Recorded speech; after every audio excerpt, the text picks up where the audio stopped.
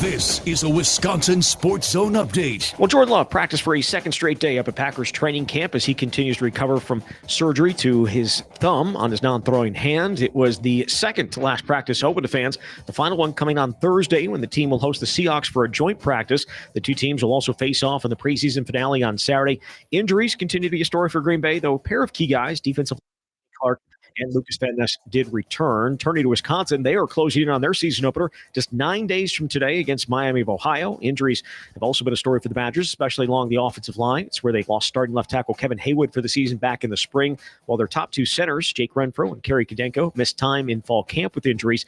Offensive coordinator Jeff Grimes acknowledged the impact of those when discussing where the line is right now. They're still definitely a work in progress, and having guys out, even if they're out for a while and you know you'll get them back, you lose some of that cohesiveness that you'd like to have with the same five guys playing together all the time. But I think the biggest thing is just their understanding of the system and the technique is a lot further along than it was in the spring. Again, the Badgers will host Miami of Ohio next Thursday night under the lights at Camp Randall Stadium.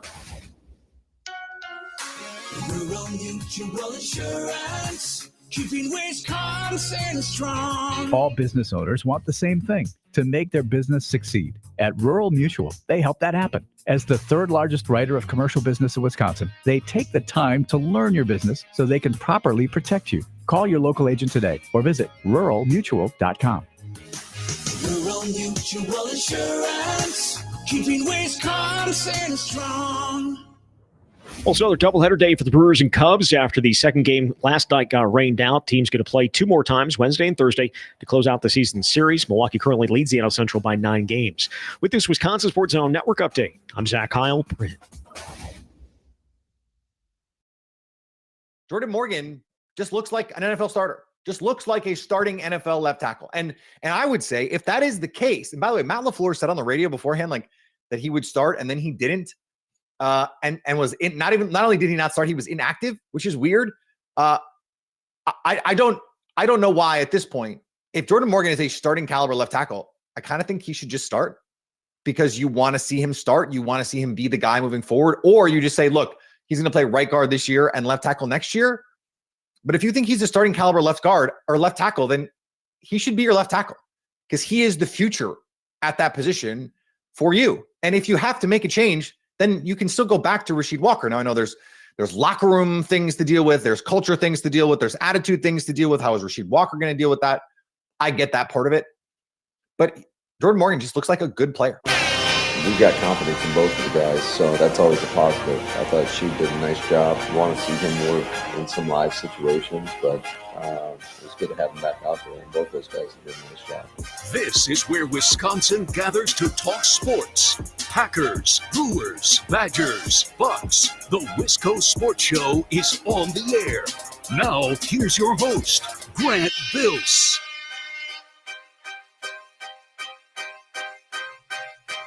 It's a little sound from Matt LaFleur's press conference earlier today, and a little sound from Peter Bukowski, our friend from the Locked On Packers podcast.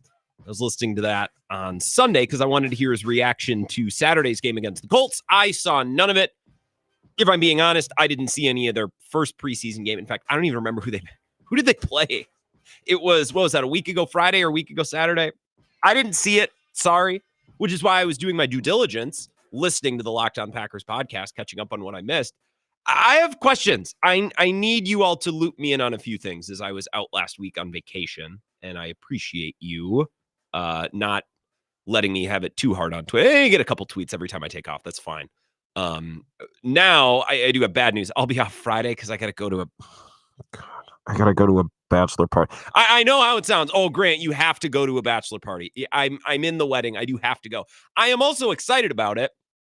I also don't feel great that I'm missing the third straight Friday show in a row. But once we clear this week, I don't even know when the next day is that I'll be taking off. We'll be in a football season and we'll be going at it 5 days a week, assuming that none of my other friends get married. And assuming I don't have any more canceled flights, we should be back to regularly scheduled programming Monday through Friday. So I have a couple things that you need to help me catch up on, especially with the Packers. I've been following the Brewers pretty closely. I think we'll get into the Brewers hot and heavy in the second hour of the show. Their game against the Cubs just ended. They had a couple on in the ninth inning, and William Contreras is at the plate, so I'm sure you can surmise how that game ended. Yes, it ended with a sharply hit double play ball because, of course. So we'll get into the Brewers in the second half. Still a lot of good things to talk about despite the win or despite the loss. This afternoon, they have another game tonight. Brandon Woodruff will pitch. So I'm thinking as some of our affiliates wrap up the Brewers broadcast and the Brewers post game, they will join us. Hour number 2, we can get into the Brewers a little bit more, but I figured we'd start with the Packers and what we've seen and what we've read and what we're thinking after 2 preseason games and another week of practices, including some joint practices, which I know players have mixed feelings about, but the coaches and a lot of media people really seem to find those instructive and seem to think that they tell us a lot about the progress of players and the progress of the team as they get closer to week 1. So that's what I want to begin with tonight in hour number 1, at least in your phone calls as well. This is the Wisco Sports Show. My name is Grant Bills.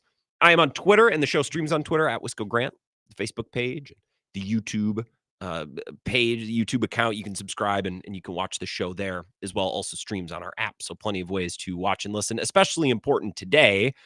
Because the Brewers broadcast is going to cover up the show, at least on some affiliates for the first little bit, right? The post game, I'd imagine some people on WKTY, our affiliate in La Crosse, WAYY up in Eau Claire, Brewers affiliates, join us around, if I'm doing math correctly, post game's normally about 25, 30 minutes. So the bottom of this hour, and I'll take your calls at 608-321-1670. You can text that number as well. I want to begin with the Packers, like I said, and I have questions about 2 players because the last time we talked, which was close to a week and a half ago. It would have been 2 Thursdays ago now. Nobody was high on Jordan Morgan, their first-round pick from 2 years ago. I didn't hear a lot of compliments, and I didn't hear a lot of excitement for Lucas Van Ness, who was the Packers' first-round pick 3 years ago. Going into Jordan Morgan going into year 2, Lucas Van Ness going into year 3, but you get my point, right? And I tell you what, over the weekend, as I started to kind of catch up and I was listening to podcasts like the Locked On Packers podcast, and I was reading and getting caught up, is Jordan Morgan like on the cusp of being the starting left tackle for this team now? When did that happen? Because when we last talked, Jordan Morgan was hanging in there fine at guard, but I don't know that he was blowing us away. And I think a lot of Packers fans, myself included, were hoping that Jordan Morgan would impress to a level where it's like he's the runaway right guard. Like, wouldn't it be great if Jordan Morgan came in and was so impressive that he was such an obvious upgrade over, let's say, Sean Ryan? And those two were kind of splitting time at right tackle before Jordan Morgan got hurt last year. So I think we were waiting for Jordan Morgan, blow us away. If not at tackle, because he had looked really bad there, well, then at least blow us away at guard. And that wasn't happening. And when we had Peter on the show, it would have been, I think he joined me on Bill's show, but I played parts of that conversation back in the evening. Peter basically said the Packers are letting Jordan Morgan show that he can't play left tackle. They're going to give him every opportunity to compete for that job and every opportunity to try to be a tackle. And they're going to make darn well sure that he can't play tackle before eventually settling him in at guard. And I know that he's a first-round pick and there's lofty expectations among a lot of Packers fans, but if he turns out to be a starting guard and a good one, that's a good outcome, right? It's not, your next David Bakhtiari or your next Brian Bulaga, or not even your next Rasheed Walker, but it's still a pretty good outcome. It's a player who's going to start for you, hopefully, for 5, 6, 7 years, the rookie contract and then a second contract. Third contracts are pretty rare for most linemen, with good reason, at least in Green Bay. But a starting right guard for the next half decade to a decade, that'd be pretty good. But that even seemed like a pipe dream 2 weeks ago. So what the heck happened with Jordan Morgan? Where now I hear Peter Bukowski saying, just make him the starter. And you can always go back to Rasheed Walker. That's what Peter was saying in that cut that I played you. And I am interested to see, and as I further get caught up on the Packers and we connect with Mike Clemens and we hear more from players and coaches this week, I am curious as to what happened over the last week and a half where Jordan Morgan seemed like a really, really underwhelming, disappointing first-round pick, at least through 1 year and one training camp, which it's only 1 year and one training camp. I'm not saying he's a bust. I think a lot of Packers fans were kind of underwhelmed with the return so far. And now he's pushing Rasheed Walker and looking really natural and looking really fluid against starting players like DeForest Buckner and others on the Colts on Saturday when he played. Like, okay. When did that happen? What happened to get from, point A to point B? I'm also seeing a lot of stuff about Lucas Van Ness, and I don't mean to be a cynic, and I don't want to be a jerk, and I don't want to be skeptical, and I don't want to discredit good work being done by any player in training camp or in joint practices or even in preseason games. But I see a lot of commentary about Lucas Van Ness. Well, he's looking like he's ready for a leap in year 3. He looks like he's really started, things have really started to click into place for him. And he really looks like he's taken a big step. And I just don't know that I buy that. And you might be asking, okay, well, Grant, if you're not buying then what would you buy? What could Lucas Van Ness possibly do in camp and in the preseason to get you to buy in? And I guess maybe the answer is nothing. Maybe I need to see him in an actual NFL game. Maybe. At which point my cynicism means nothing, because if there is no outcome, or if there is nothing that Lucas Van Ness could show in practice or in preseason games that would impress me, then it's really not fair of me to nitpick what I'm seeing, because there's no other alternative, right? But I left. I went on vacation, and Jordan Morgan was a disappointment, and Lucas Van Ness is like, it's never going to happen for this guy. And now I see all of this commentary about how good Lucas Van Ness has looked. And I hear people glazing the work that Jordan Morgan has done in his work at left tackle. Oh, okay. I have a little bit of audio from Lucas Van Ness talking about how he's been a little bit more effective getting to the quarterback. Lucas Van Ness, here he is from the other day talking about getting more pressure on the quarterback, whether it be Jordan Love or Malik Willis. I know Jordan Love is dealing with a thumb, so he's missed a little bit of time, but he's been practicing, and from what I've read, has looked pretty sharp and been able to execute and make his throws. But here's Lucas Van Ness talking about how he's been a little bit more effective, and he's been able to get to the quarterback in recent weeks, right? Especially, let's say, the last 7 to 10 to 14 days. I think it's just freeing up my mind. I think the ability has always been there, and I think at times... First of all, I'm just going to stop it right there. It is a little funny to hear him say, well, the ability's there. It's just, all the physical tools are there. Yeah, that's been the problem. That was the idea behind the draft pick. He's got all the physical tools, and it's just got to fall into place, right? So sorry to cut that off. It just made me laugh. To hear that come out of his mouth, because we've heard that from everybody else. I think it's just freeing up my mind. I think the ability has always been there, and I think at times I've I think Matt said a perfectionist and wanted to do the right thing all the time, but this is a game of football, and it's an imperfect game, and sometimes you got to, make the wrong play to go make a play, and not overthink, and I think I've opened up my mind a little bit to that, and I think it's worked out well so far. So there's been more than one, what's the right word to use? There's been more than one instance, or there's been more than one comment that I've played or that we've talked about hinting at Lucas Van Ness's struggles being mental. Right? Going back to the thumb injury, we talked about this, I don't know, 2 months ago, probably in May or in June. Remember talking about, well, Lucas Van Ness, right? He had a mental block because of that thumb injury, and he really struggled to get over that. And he really struggled to kind of get his confidence back. Remember? So I would refer to that as a mental barrier. And I don't know exactly how to summarize and how to articulate any more clearly what Lucas Van Ness just said, but there he is talking about, freeing up my mind, mentally kind of getting sharper, because as he said again, and we've said this a bunch, it's funny to hear him say that, the physical ability is there. I think it's just freeing up my mind. I think the ability has always been there, and I think at times I've I think Matt said a perfectionist and wanted to do the right thing all the time, but this is a game of football, and it's an imperfect game, and sometimes you got to, make the wrong play to go make a play, and not overthink, and I think I've opened up my mind a little bit to that, and I think it's worked out well so far. You got to make the wrong play to make a play. Interesting. I've said of this Packers defense, they need 3 things to happen, right? And sorry to bang you over the head with this, but these are the 3 things that I'm watching for in preseason and in practice, and these are 3 things that I'm going to be watching like a hawk come week 1 in a couple of Sundays when they host Detroit. I need to see that Kenny Clark is not washed and he's not over the hill. He was just hurt last year. It was just that toe that he messed up in the first game that Friday night in Brazil. And if I can watch Kenny Clark and be, okay, there's the Kenny Clark that we know and love. Check that box.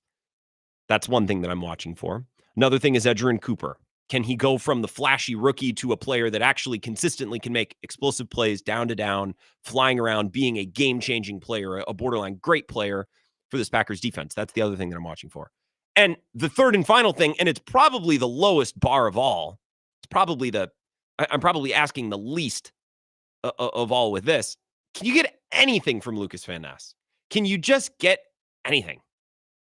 Say what you want about Kingsley and Enagbare, and it's funny because I do Pack-A-Day with Andy Herman every couple of weeks. We do episodes like every other week, or sometimes a little bit more infrequently in the offseason, but I do it with him and Perry Goldstein, who's been on the show. Love Perry. And it was a couple podcasts ago that we did. They're like, yeah, I thought Kingsley and Enagbare was pretty disappointing last year. And maybe the metrics, like if you were to dig into, I don't know, whatever, pass rush win rate or quarterback pressures, whatever. Maybe the numbers don't look good. I feel like last year, Kingsley and Igbare gave them something. Now, I don't expect very much from him because he's a rotational pass rusher, and I think he was a 6th or a 7th round pick. But it felt like every once in a while last year, it's like, oh, there's Igbare making a play. Not every down, not every single play, but here and there. Can they get that from Lucas Van Ness? Can they just get that? I don't need down in and down out. I don't need him to be the full-time havoc creator that maybe we thought he was going to be when he was selected in the top 15. Can you get anything? Can I just get an occasional splash play from him? And I think if those three things happen, this defense can continue to improve and to get better, especially considering, I guess, Teron Hopper's really impressive. Matt LaFleur talked about that in his press conference, not just in the postgame on Saturday, but earlier today. That's a player that's really impressed. Isaiah Simmons has sucked ball. He's been awful. And the numbers, the PFF grade, I bookmarked this earlier today because I almost didn't believe that this was accurate or that this could be real. And maybe I'm not going to be able to find it. I have so much bookmark crap that I want to go through. This is from Jacob Morley, and I think he's Packer Report. He tweeted, per PFF, 21 linebackers have played 70-plus snaps this preseason. The top-graded linebacker is Teron Hopper, right, with a grade of 86. The lowest-grade linebacker is Isaiah Simmons at 27. So maybe, expecting anything, expecting even quality depth from Isaiah Simmons was too much. But if they get it from Teron Hopper and Edgerrin Cooper make splash plays, it's like, okay, there's something there, and I think the defense can continue to grow and improve. I don't think the defense was as bad at the end under Joe Barry as many think. And I don't think they were unbelievable night and day different last year than the year before. But I think under Jeff Hafley now, from year 1 now to year 2, I think they're on this nice little path. And if they can just get, one extra splash play here, one extra big play here from guys like Kenny Clark, who wasn't healthy last year, Edgerrin Cooper, who will now be in his 2nd year, and Lucas Van Ness, who's in his 3rd year, but in his 2nd year in Jeff Hafley's system, that's a defense that can trend in the right direction. But it's those 3 things that need to happen. And I'm really going to be watching Lucas Van Ness like a hawk. On the other side of the ball, I'm just curious to see how this left tackle competition works out, because I thought it seemed very cut and dry 2 weeks ago before I went on vacation that it's Rasheed Walker. And now it seems like Jordan Morgan, at the very least, is putting up a really good fight to maybe earn time at that position. And who knows with the Packers, they might rotate guys. They might do some sort of a platoon. It would be kind of insane to do that at left tackle. Doing it at right guard is crazy enough. Doing it at left tackle sounds insane. But if any team is going to do something like that, it would be the Packers. Usually a precedent the last couple of years, and Jordan Morgan being a first-round pick that really is seeming to pop. So if you've seen anything of the like from especially Van Ness and Jordan Morgan, we can talk about that as the show progresses. I'll take your calls. Or if you want to get into the Brewers, we can certainly do that as well. I have a lot of fun sound from Pat Murphy and from some voices in Chicago sports from the last 24 hours because the Brewers just caved their head in last night, winning 7-0. 6-4 the final this afternoon if you're just kind of getting off work and plugging in and catching up on what you missed. Chad Patrick was not great. He wasn't horrible. I just don't know that he did a lot or could do a lot to fool Cubs hitters. It seemed like they were pretty well aware of what they were swinging at and what they were looking for. And the Brewers offense climbed their way back and pecked their way back, to use a very Pat Murphy Brewers term, but it wasn't enough. They lose 6-4 to the Cubs this afternoon. So we could talk about that as well. Your phone calls on the other side at 608-321-1670. More of the Wisco Sports Show back in just a couple of minutes. This is the Wisco Sports Show with Grant Bills on the Wisconsin Sports Zone Radio Network.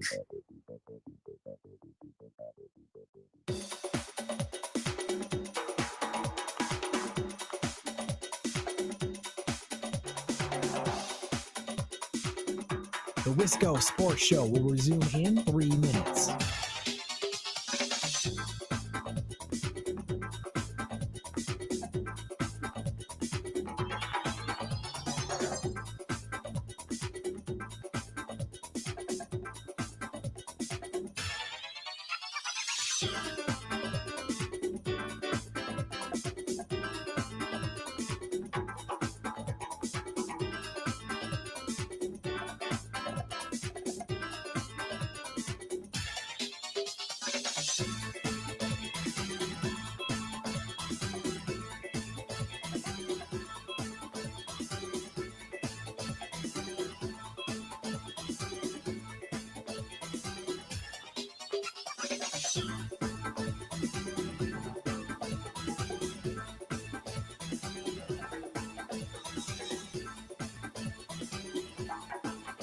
The Wisco Sports Show will resume in 2 minutes.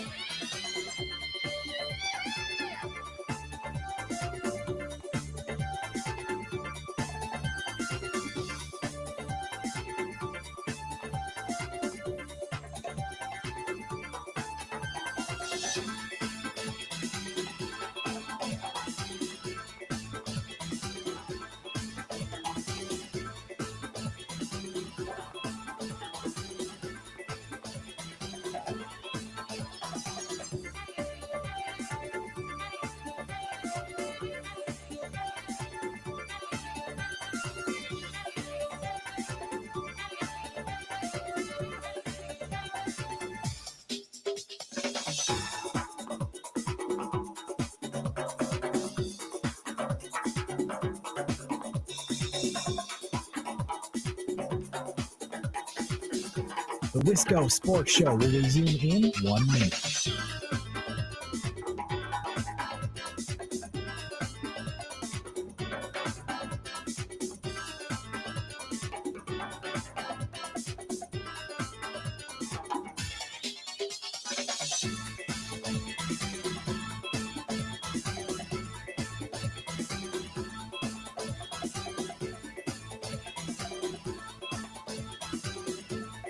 The Wisco Sports Show will resume in 30 seconds.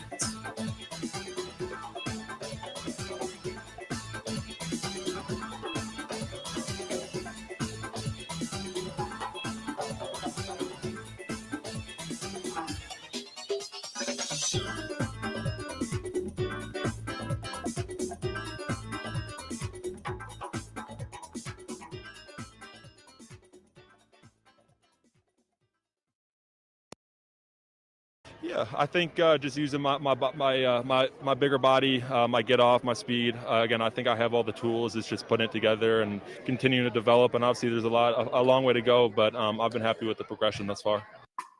A little bit more from Lucas Van Ness, the two players that I was really starting to dig into, and I'm not gonna lie, I was a little surprised. Some of the things that I was hearing and seeing about Jordan Morgan, it's like, man, when I went on vacation 2 weeks ago, like nobody was high on him. Everyone's like, I don't know where he's gonna play, and I don't know if he's be able to crack the rotation. And now it's like, are we sure you shouldn't be the starting left tackle? Okay, interesting.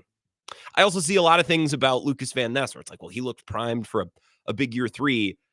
And I think I'm just really cynical and jaded. I don't think anything's going to move me from Lucas Van Ness in training camp or in preseason games. We get to week 1, he makes a couple big splash plays against the Lions. All right, I'm not biased against the guy. I'm just very skeptical of flashy plays or big moments in practice or in camp because he's kind of the guy who should have flashy plays in practice and in camp and in preseason games.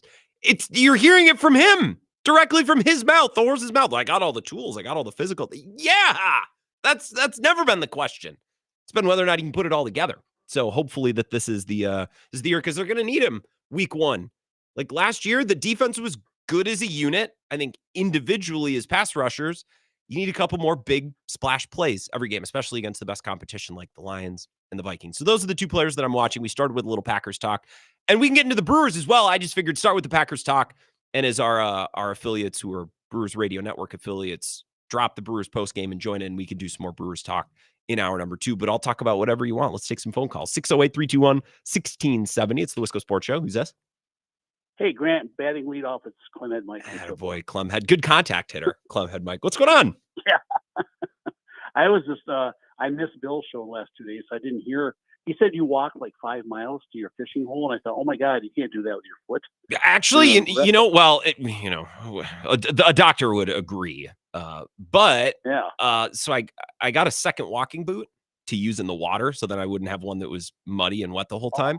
And my left foot was actually fine. My right foot was beat to crap by the end of the week, covered with, because you're walking around in rocks and you stub it up. But actually, my left foot held up fine. Yeah, I don't know. Maybe I'm going to start hiking in walking boots full time. I found it very supportive.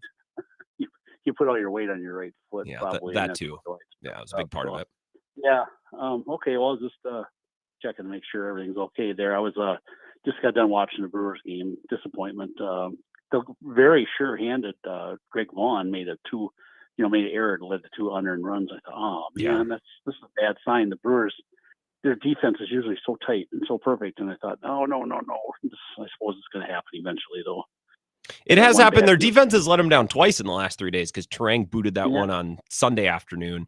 And look, the offense needed to do more on Sunday, and Chad Patrick needed to be better today. I'm not going to excuse like all of their woes on that one error. I just don't think Chad Patrick was fooling anybody. This Cubs offense has not been dialed in and lighting the world on fire, and they seem pretty confident about what Chad Patrick was throwing to them. It didn't really seem, for stretches of the game at least, that he had a whole lot of answers. He couldn't put guys away. I just think the Cubs hitters were for the most part unmoved by what they were seeing. Yeah, I think Blake Perkins' catch right in the ivy. I probably won't even make it on SportsCenter because it's the Brewers, but that was an incredible catch. Yeah, I don't know how he did it, but he can do all those. He can make all those catches. So I think the Brewers' defense will be good. I think Woody's pitching tonight, so I can't wait. I'm looking forward to the game. I am as well. I think Clemhead, and I appreciate the call. I think that was about, I don't want to say best case scenario, but if the Brewers are going to lose, like, it's a loss to the Cubs and it sucks and it's frustrating. But I think that's the type of effort that I want to see from my ball club in a loss. If you fall behind early, I want to feel like, okay, we can chip away. And they gave themselves a couple good opportunities. I think it was the bottom of the second. They made Matt Boyd throw like 30 some pitches because Collins and Lockridge just dug in. And both of them earned walks. Now, they didn't come around to score. I think it was Ortiz who came up with the bases loaded because obviously Ortiz came up with the bases loaded. Who else would it be? But they did a lot of good Brewers things today. It just ultimately wasn't quite enough. That error by Vaughn certainly killed him, but I don't know. It's not like Chad Patrick was great today. He looked the part of a guy who belongs in AAA. Like, that's supposed to be Logan Henderson's spot. And it wasn't. And again, Cubs hitters just did not look moved. Like they looked pretty aware of what was coming their way.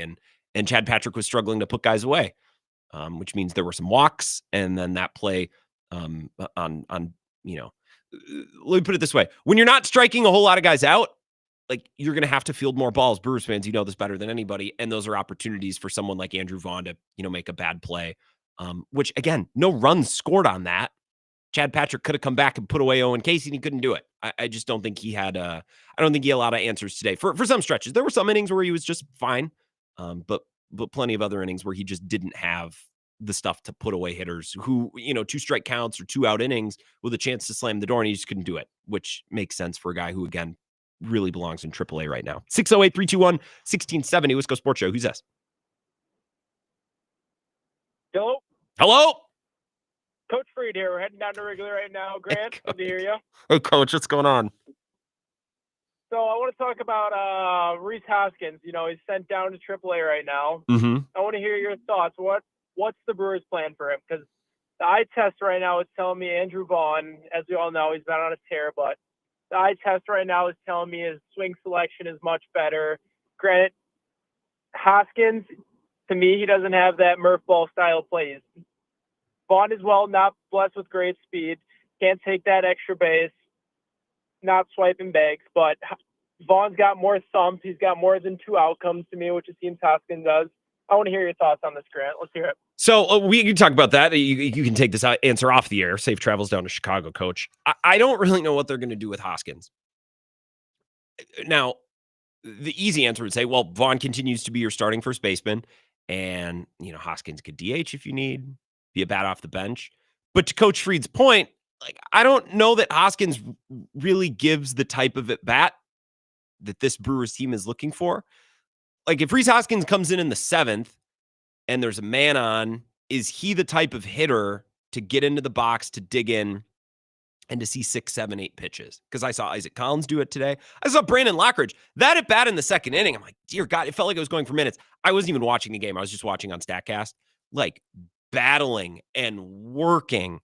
Is Rhys Hoskins capable of doing that? Or is it going to be a 4-pitch at bat with 2 swings and misses? You know what I mean? I just don't really have a huge appetite for Rhys Hoskins. And I was thrilled when they signed him, and I thought he was going to have a nice bounce back year this year. And I think for stretches early on in the year, I guess he did, to his credit. But in what world would I want Rhys Hoskins hitting instead of Andrew Vaughn? And he doesn't have to pitch hit for Vaughn. He could pitch hit for others, but I loved the at-bat Lockridge gave him today. there's probably hitters in this lineup or on this roster who I would prefer in a pinch hitting situation because I feel like they can come in and see pitches and actually battle and dig in and do the things that this Brewers team, requires. And I just don't know if Hoskins is that guy. And also, like for 2 years now, we've talked about Hoskins is like, well, really why you want him is, a big spot for a big swing and a big moment in a playoff game. Okay, yeah, that's the idea. That's the theory. I don't know that the reality of Rhys Hoskins has ever matched that theory at any point in his time in a Brewers jersey. He's got a couple big home runs, like he hit that one against the Cardinals early last year. What's that? 14, 15 calendar months ago. Again, the idea of Rhys Hoskins is a great one. Dangerous bat off the bench in a big spot in a playoff game. Sure. In theory, that's great. I don't know if it's ever actually worked like that.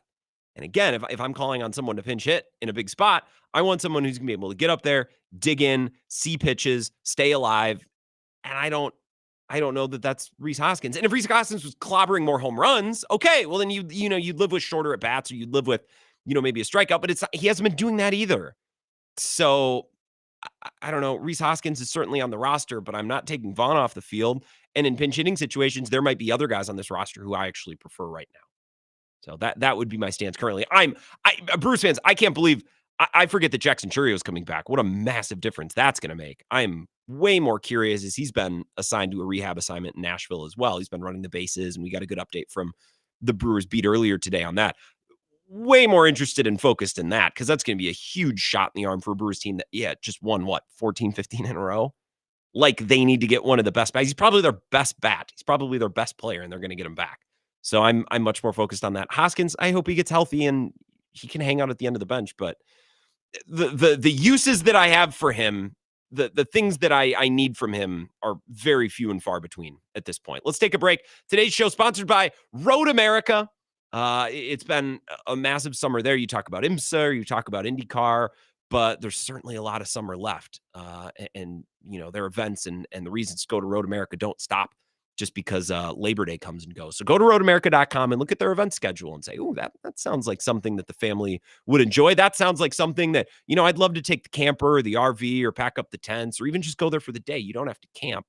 Although everyone who camps Road America says it's tip-top tier. The experience is just great. So whatever it might be, whether it's a big weekend event, and we've had certainly a couple of those throughout the summer, maybe it's a sunset cruise or a driving school or something much more low key, something for everybody. Go to roadamerica.com, click on their event schedule and find the thing, circle it on their remaining schedule this summer. That's what we want to go to. And if you have any questions, you can give them a call and they're certainly going to help you out. It's a thing, and I can speak from experience that's certainly underutilized in the state of Wisconsin by many. We talk about the Dells, we talk about Devil's Lake, going up north. We don't often talk about, we got to get over to Elkhart Lake on the eastern side of the state and do a weekend at Road America with the camper, or, with some friends and spend time over there. So take advantage. RoadAmerica.com for all the information. Give you some more Brewers takes on the other side. And I also want to attack some of the biggest NFL headlines because there have been a couple the last few days, and a couple of them are connected to the Packers. So we'll get into that next. It's the Wisco Sports Show. This is the Wisco Sports Show with Grant Bills on the Wisconsin Sports Zone Radio Network.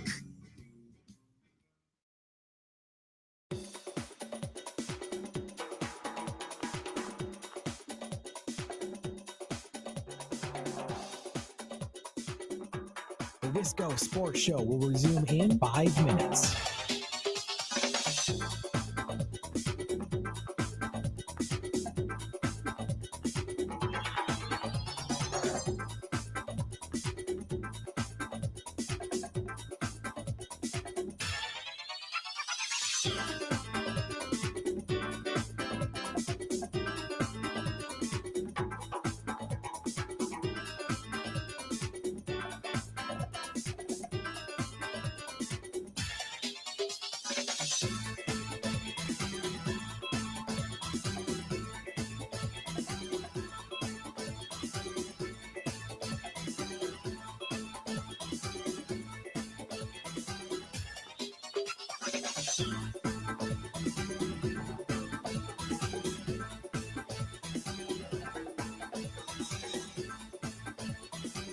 The Wisco Sports Show will resume in 4 minutes.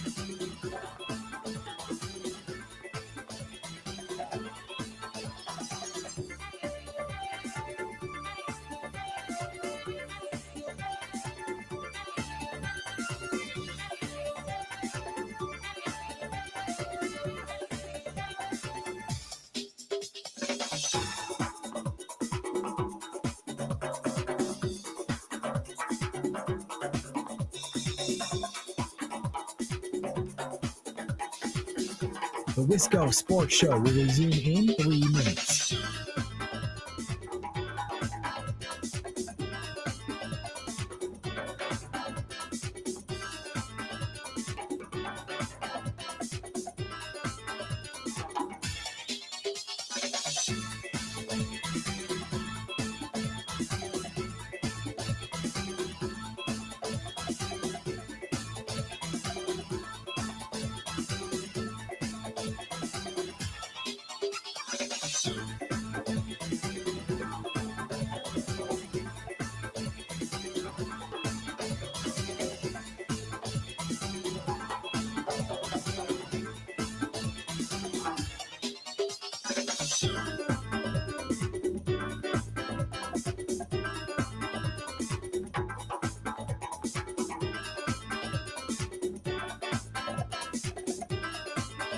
The Wisco Sports Show will resume in 2 minutes.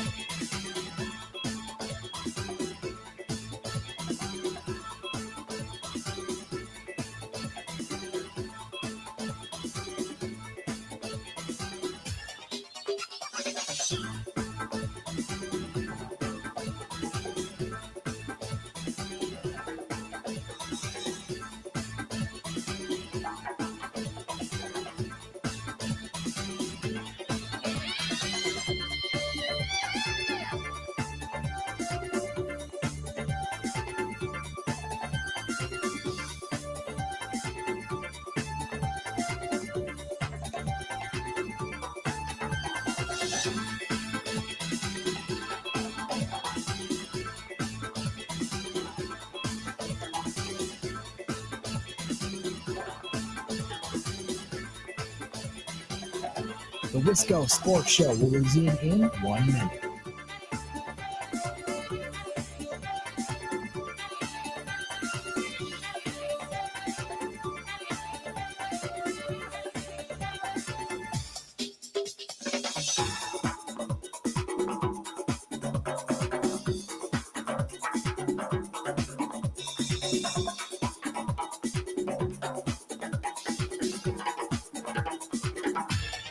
The Wisco Sports Show will resume in 30 seconds.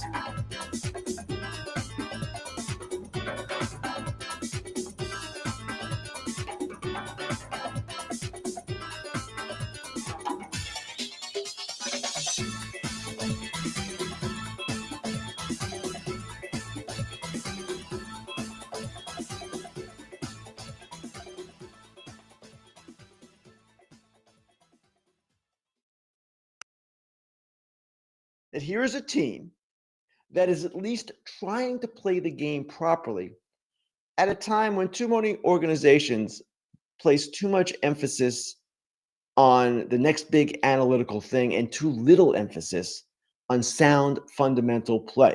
Now, as I wrote, and I want to be very clear about this because people get excited and upset, I am not bashing analytics. Far from it. Analytics are integral to the game. They've been an important part for years now. They help players get better. They help teams evaluate. They enhance everything about baseball. What I am saying here, what my point is that while organizations seem to obsess over enhancing pitching velocity, hitters' exit velocities, why can't they do the same on the fundamental side? Why can't they emphasize and stress running the bases properly, hitting the cutoff man, all the little things, all the subtleties that make baseball such a wonderful sport? We've talked a lot about the Yankees' flaws in recent weeks, right? We've kind of focused on them. It goes back to Game 5 of last year's World Series.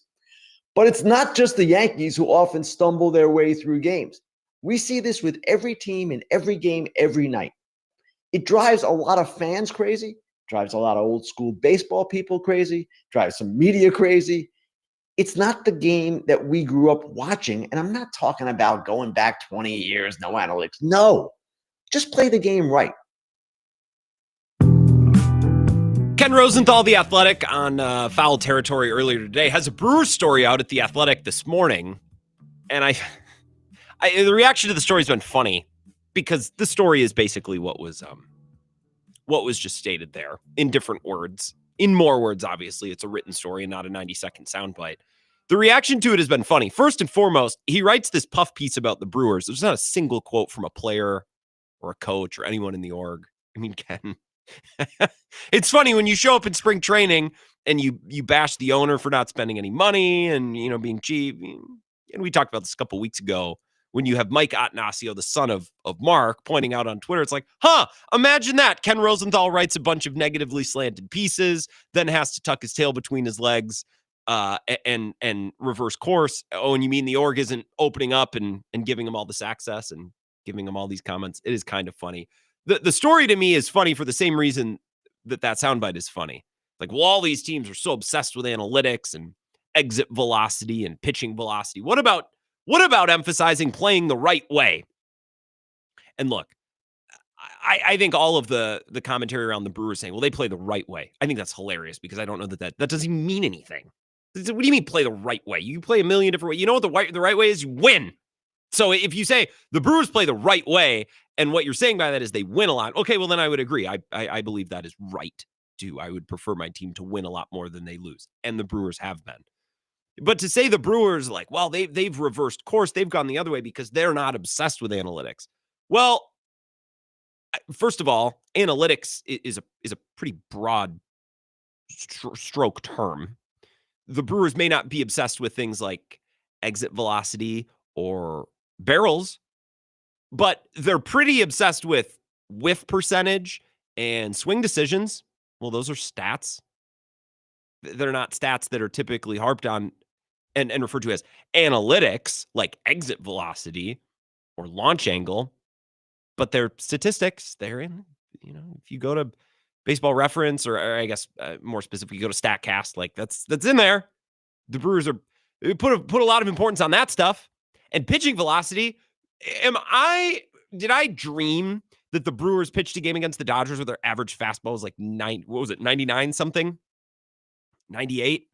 Like, the Brewers have everybody on their staff throws gas other than Quintana. Everybody on their staff. So a lot of it is funny. Bill liked the Rosenthal story and was praising it earlier today. Look, I like that people are praising my team. I like that people are praising the Brewers. I don't really know what Ken Rosenthal is going on about. Can we listen? Give me like 20 seconds of that again, just to pick at. Here's a team that is at least trying to play the game properly. Pause it. I don't know what that means. Properly? At a time when too many organizations place too much emphasis on the next big analytical thing and too little emphasis on sound fundamental play. I would argue that the Brewers have found the next analytic thing. Swing decisions, contact. How is that any different than saying, you know what I think is actually a big deal is launch angle or exit velocity? How is what the Brewers have done any different? They've just put emphasis on different things. They're not putting emphasis, well, we're going to emphasize playing the right way. Well, that doesn't mean anything. We're going to emphasize putting the bat to the ball. We're going to emphasize not striking out, going to emphasize not swinging and missing.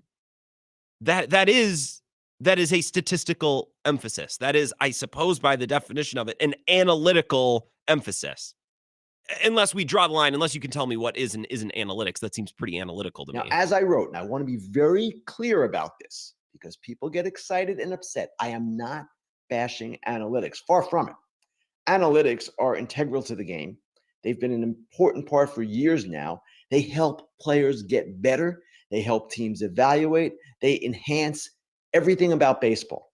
What I am saying here, what my point is, just get to it, Ken, is that while organizations seem to obsess over enhancing pitching velocity, hitters' exit velocities, why can't they do the same? Pitching velocity. He says like one of the things that the Brewers are most concerned, like he talks about pitching velocity there. Enhancing pitching velocity. The Brewers are probably better at that than any other team in baseball.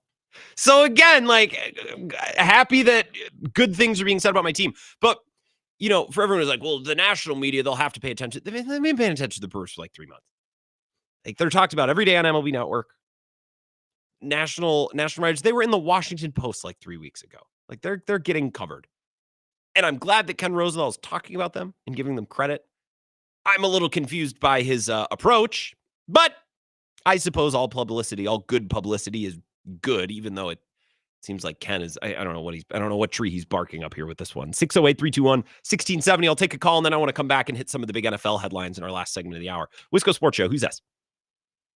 Grant. Cone. Good evening. Good evening, Cone. Washington. You're in Washington? Yeah, Washington State. Just getting out of Colville, heading back to Spokane, getting on the 90, and going to be ending up in Seattle tonight. Oh, that's not too bad. Better than Canada? That was where you were the last time we talked, I think. Oh yeah, up here, good, hard-working folk. A lot of lumber industry. It looks like good, cheaper gas, free red blood, God-fearing Americans. You gotta love it. You're among the real people. I like that, Cone. Real hardworking blue-collar folk. People who would like the Brewers and their blue-collar, ethical, right way of playing the game. I'll tell you what. I was in a sales call today in Post Falls, Idaho, and the guy I met with sat across the desk. Big Brewer fan. And you know what?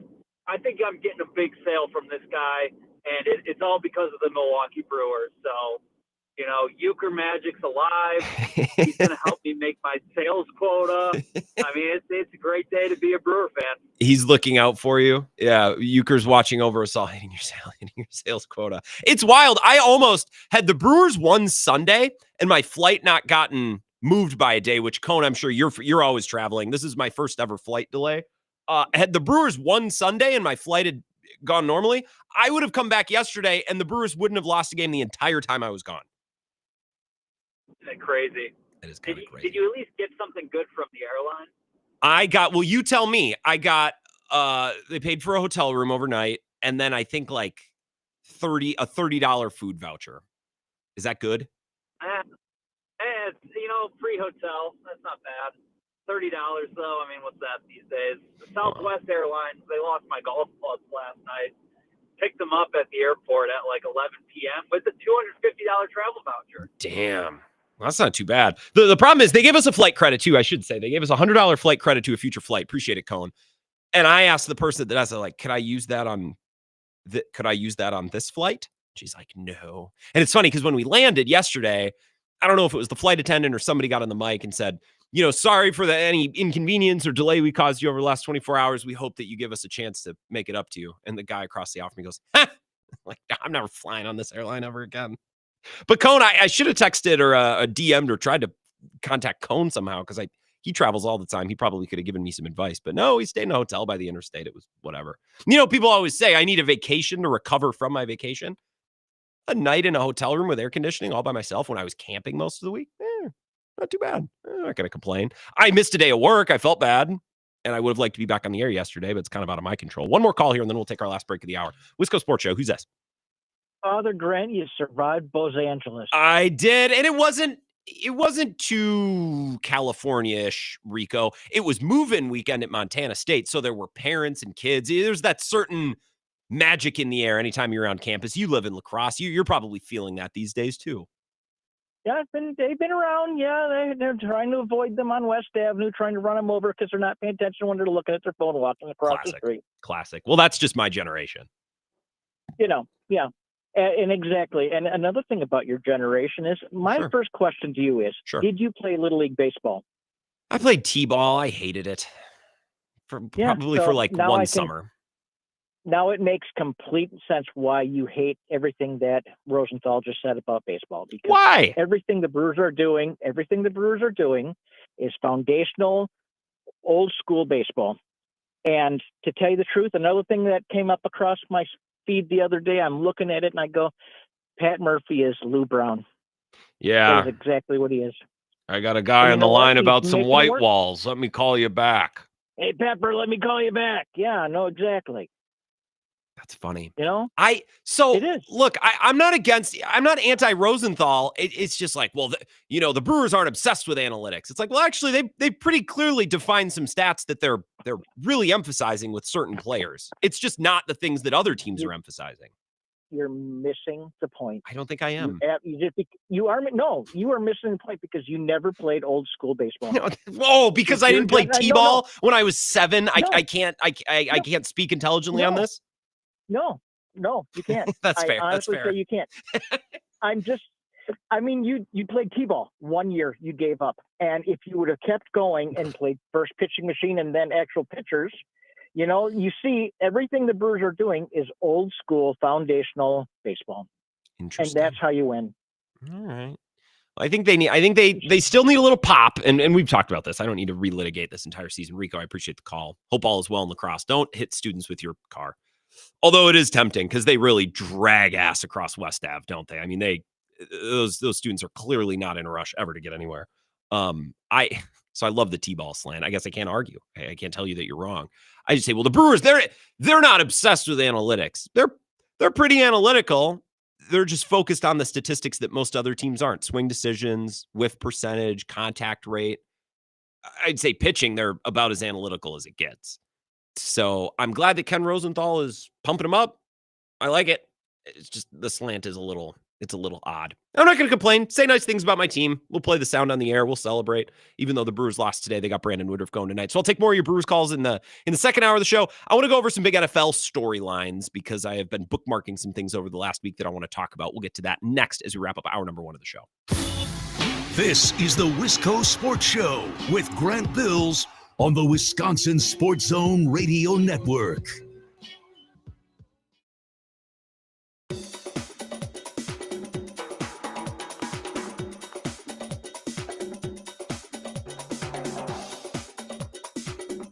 The Wisco Sports Show will resume in 3 minutes.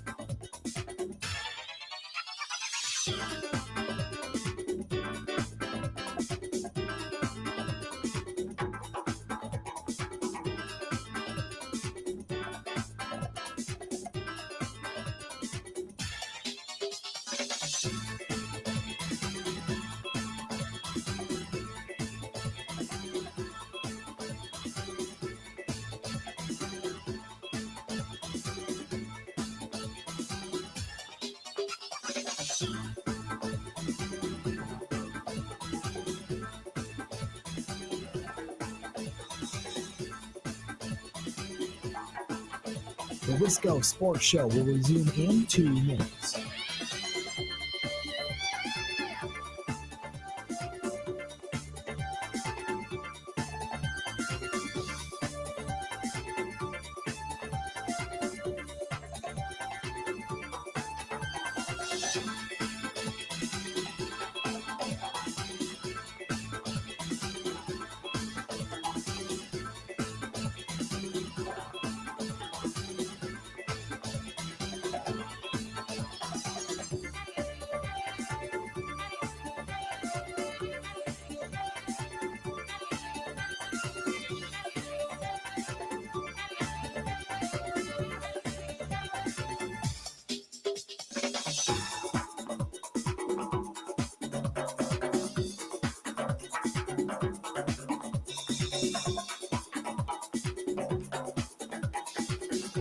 The Wisco Sports Show will resume in 1 minute.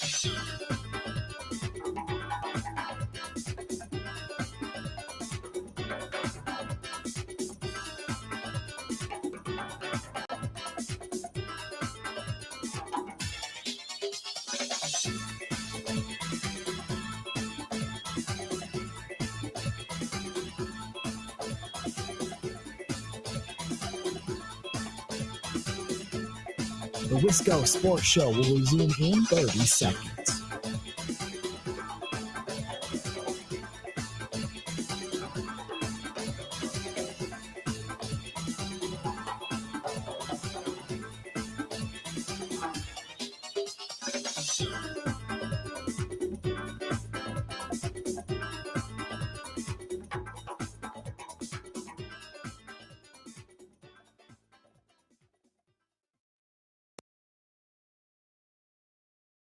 You can't get a deal done if you're not even talking.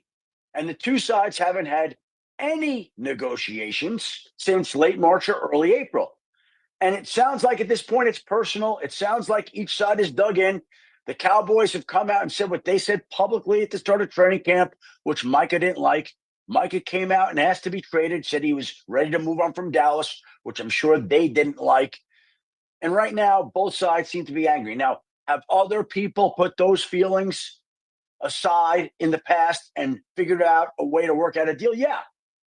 I don't see that happening here.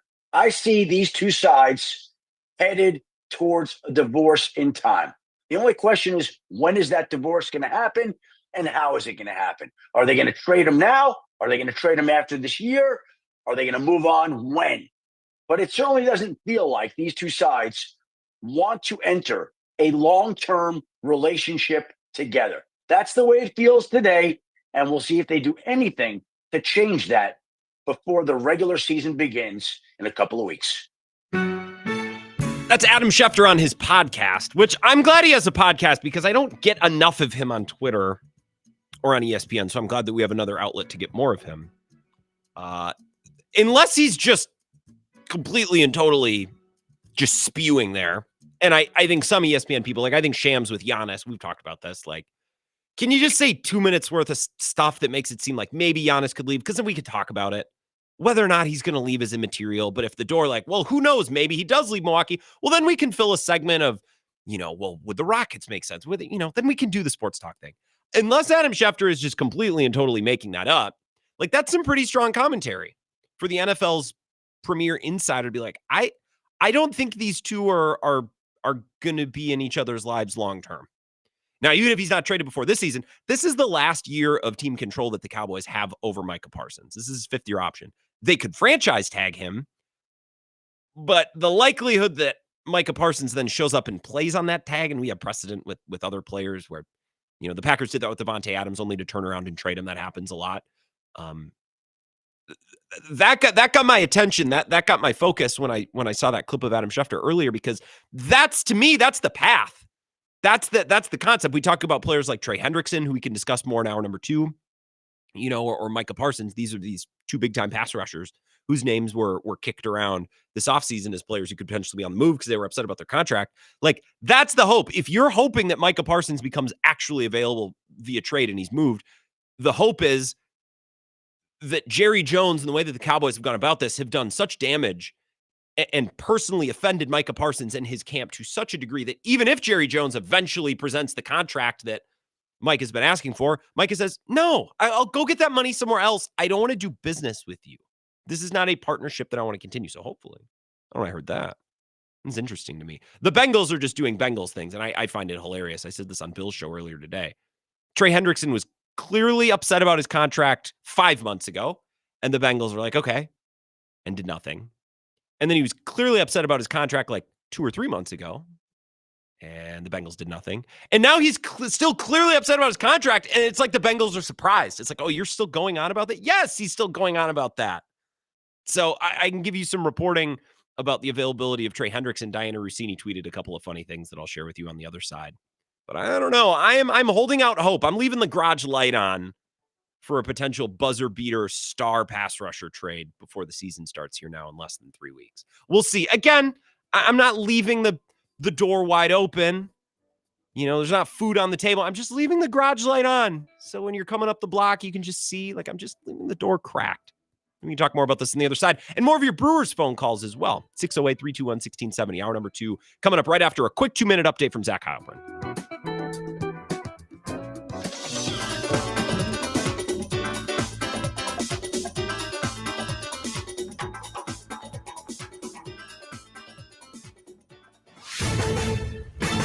This is a Wisconsin Sports Zone update. Well, the Packers practiced again this morning as they prep for the preseason finale on Saturday against the Seahawks. They will also hold a joint practice with Seattle on Thursday. A couple of players returned to practice today, including edge rusher Lucas Van Ness after missing yesterday's session with a back injury. But so many remain out, at least 15. Coach Matt LaFleur says it's impacted how they're practicing this week. Some of these guys, I mean, they were taking a lot of reps in practice, and you go right to the game. You have a day off, and you're back in at practice. We just felt like it was best for our team with the number of guys that we have out to kind of dial back a little bit. Unfortunately, never want to do that, but you want to keep pushing. But it is what it is. You got to adjust. Again, the Packers will host the Seahawks in a joint practice on Thursday, then the preseason finale on Saturday. Turning to Wisconsin, they're just 9 days out from the start of their season against Miami of Ohio. Badgers still had a number of position battles going when fall camp ended, including at kicker. Senior Nathaniel Vakos has handled the job the last 2 years, but struggled a year ago and has been pushed by fellow senior Gavin Lom. Coach Luke Fickell said this weekend he's hopeful to make a decision this week on the role each guy will have this season. Rural Mutual Insurance, keeping Wisconsin strong. All business owners want the same thing, to make their business succeed. At Rural Mutual, they help that happen. As the third largest writer of commercial business in Wisconsin, they take the time to learn your business so they can properly protect you. Call your local agent today or visit ruralmutual.com. Rural Mutual Insurance, keeping Wisconsin strong. Well, the Cubs took the first game of today's doubleheader in Chicago, 6-4. Milwaukee fell down 5-0 before rallying, thanks in part to a Christian Yelich home run and a couple of RBIs from Sal Frelick. The team's going to meet again tonight. First pitch is at 7:05. With this Wisconsin Sports Zone Network update, I'm Zach Heil, print. Jordan Morgan just looks like an NFL starter. Just looks like a starting NFL left tackle. And I would say if that is the case, and by the way, Matt LaFleur said on the radio beforehand, like, that he would start and then he didn't. And was in, not only did he not start, he was inactive, which is weird. I don't know why at this point, if Jordan Morgan is a starting caliber left tackle, I kind of think he should just start, because you want to see him start. You want to see him be the guy moving forward, or you just say, look, he's going to play right guard this year and left tackle next year. But if you think he's a starting caliber left guard or left tackle, then he should be your left tackle, because he is the future at that position for you. And if you have to make a change, then you can still go back to Rasheed Walker. Now, I know there's locker room things to deal with. There's culture things to deal with. There's attitude things to deal with. How is Rasheed Walker going to deal with that? I get that part of it. But Jordan Morgan just looks like a good player. We've got confidence in both of the guys, so that's always a positive. I thought she did a nice job. Want to see him work in some live situations, but it's good to have him back out there, and both those guys are doing a nice job. This is where Wisconsin gathers to talk sports. Packers, Brewers, Badgers, Bucks. The Wisco Sports Show is on the air. Now, here's your host, Grant Bills. Hour number 2, the Wisco Sports Show, brought to you by Inn on the River in Trempealeau. I don't know if you saw, folks. Did you see the pictures on Facebook? If you like their Facebook page, and you should, or you like my show Facebook page, you would have seen they just finished the paint job. Oh, it looks good. Holy cow. It looks beautiful blue and white trim. It contrasts beautifully against the greenery of the bluffs and the beautiful Mississippi. It's right across the street. So if you want a late summer weekend on the west side of the state, or maybe early in the fall, go for the foliage, bring the bikes, or I am not the smartest river fisherman. I don't know when people fish for what, but, late fall walleyes, something, bring the boat. It's the perfect place to stay, not to mention Sullivan Supper Club right around the corner. Here, now, I am not an expert in river fishing, but I am an expert in other forms of fishing. And I tell you what, one of my best days of fishing, if I were to have a Mount Rushmore of days where I've gone fishing, one of the best days I've ever had, I fly fished, I think it was January or February, colder than sin. I mean, not that cold, because at a certain point you just can't fish because your line would freeze. It probably like 35, but cold, right? We fished outside all day and we roped fish. And then what did we do at the end of the day? We went to a supper club. Now, this was in Minnesota, so not really the same. But we fished outside probably 6 or 7 hours. And then we sat down. We took off our sweaty clothes, put on a nice warm sweater, got comfortable. And then in Preston, Minnesota, we stopped into the old branding iron. I don't even know if it's still there. I hope it is. And had a nice warm meal. So imagine this. You and your friends, you putting together a little fall fishing trip. It's a little chilly, but not too crazy. You smoke fish all day. You come back to Inn on the River, change into some warm, comfortable clothes, and then you walk right around the corner to Sullivan Supper Club. That sounds pretty good. That's pretty good. InOnTheRiverWI.com, 608-534-7784. And if you're not a fisherman, Perot State Park right around the corner, Trempealeau Mountain Golf, El Morro Vineyard, all beautiful things to do in the late summer or in the fall. And if you haven't looked at the pictures, either go to their Facebook page, In on the River Trempealeau, or if you follow my Facebook page, The Wisco Sports Show, I shared a picture. That thing looks sweet. And they've been working hard to redo a lot of the rooms and to really repaint the outside. And it looks awesome. So thanks to In on the River for being a part of the show and helping put the show on. Now, if you want to talk Brewers, I'll take your calls. 608-321-1670. Right before we broke for Zach's update at 5 o'clock, we were talking about the Micah Parsons situation. Could I play this for you one more time? This is Adam Schefter earlier today on his podcast. Now, maybe he's just drumming this up for television's sake. That happens a lot. You know what I mean? When a player requests a trade, I think most people would say, well, chances are the player gets the contract and it's worked out.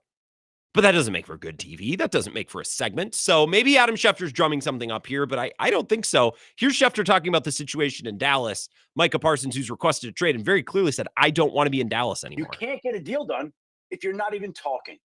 And the two sides haven't had any negotiations since late March or early April.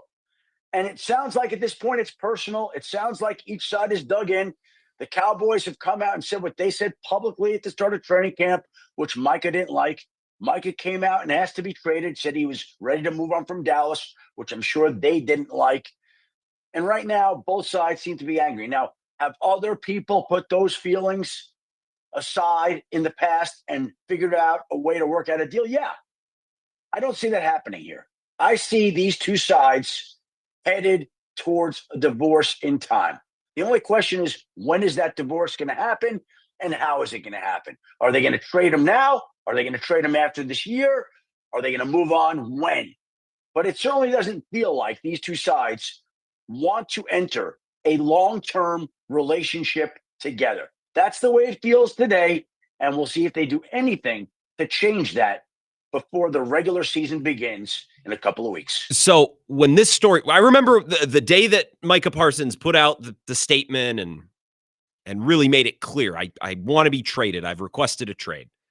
I remember coming on the radio and saying, all right, chances are he eventually gets this contract and stays in Dallas.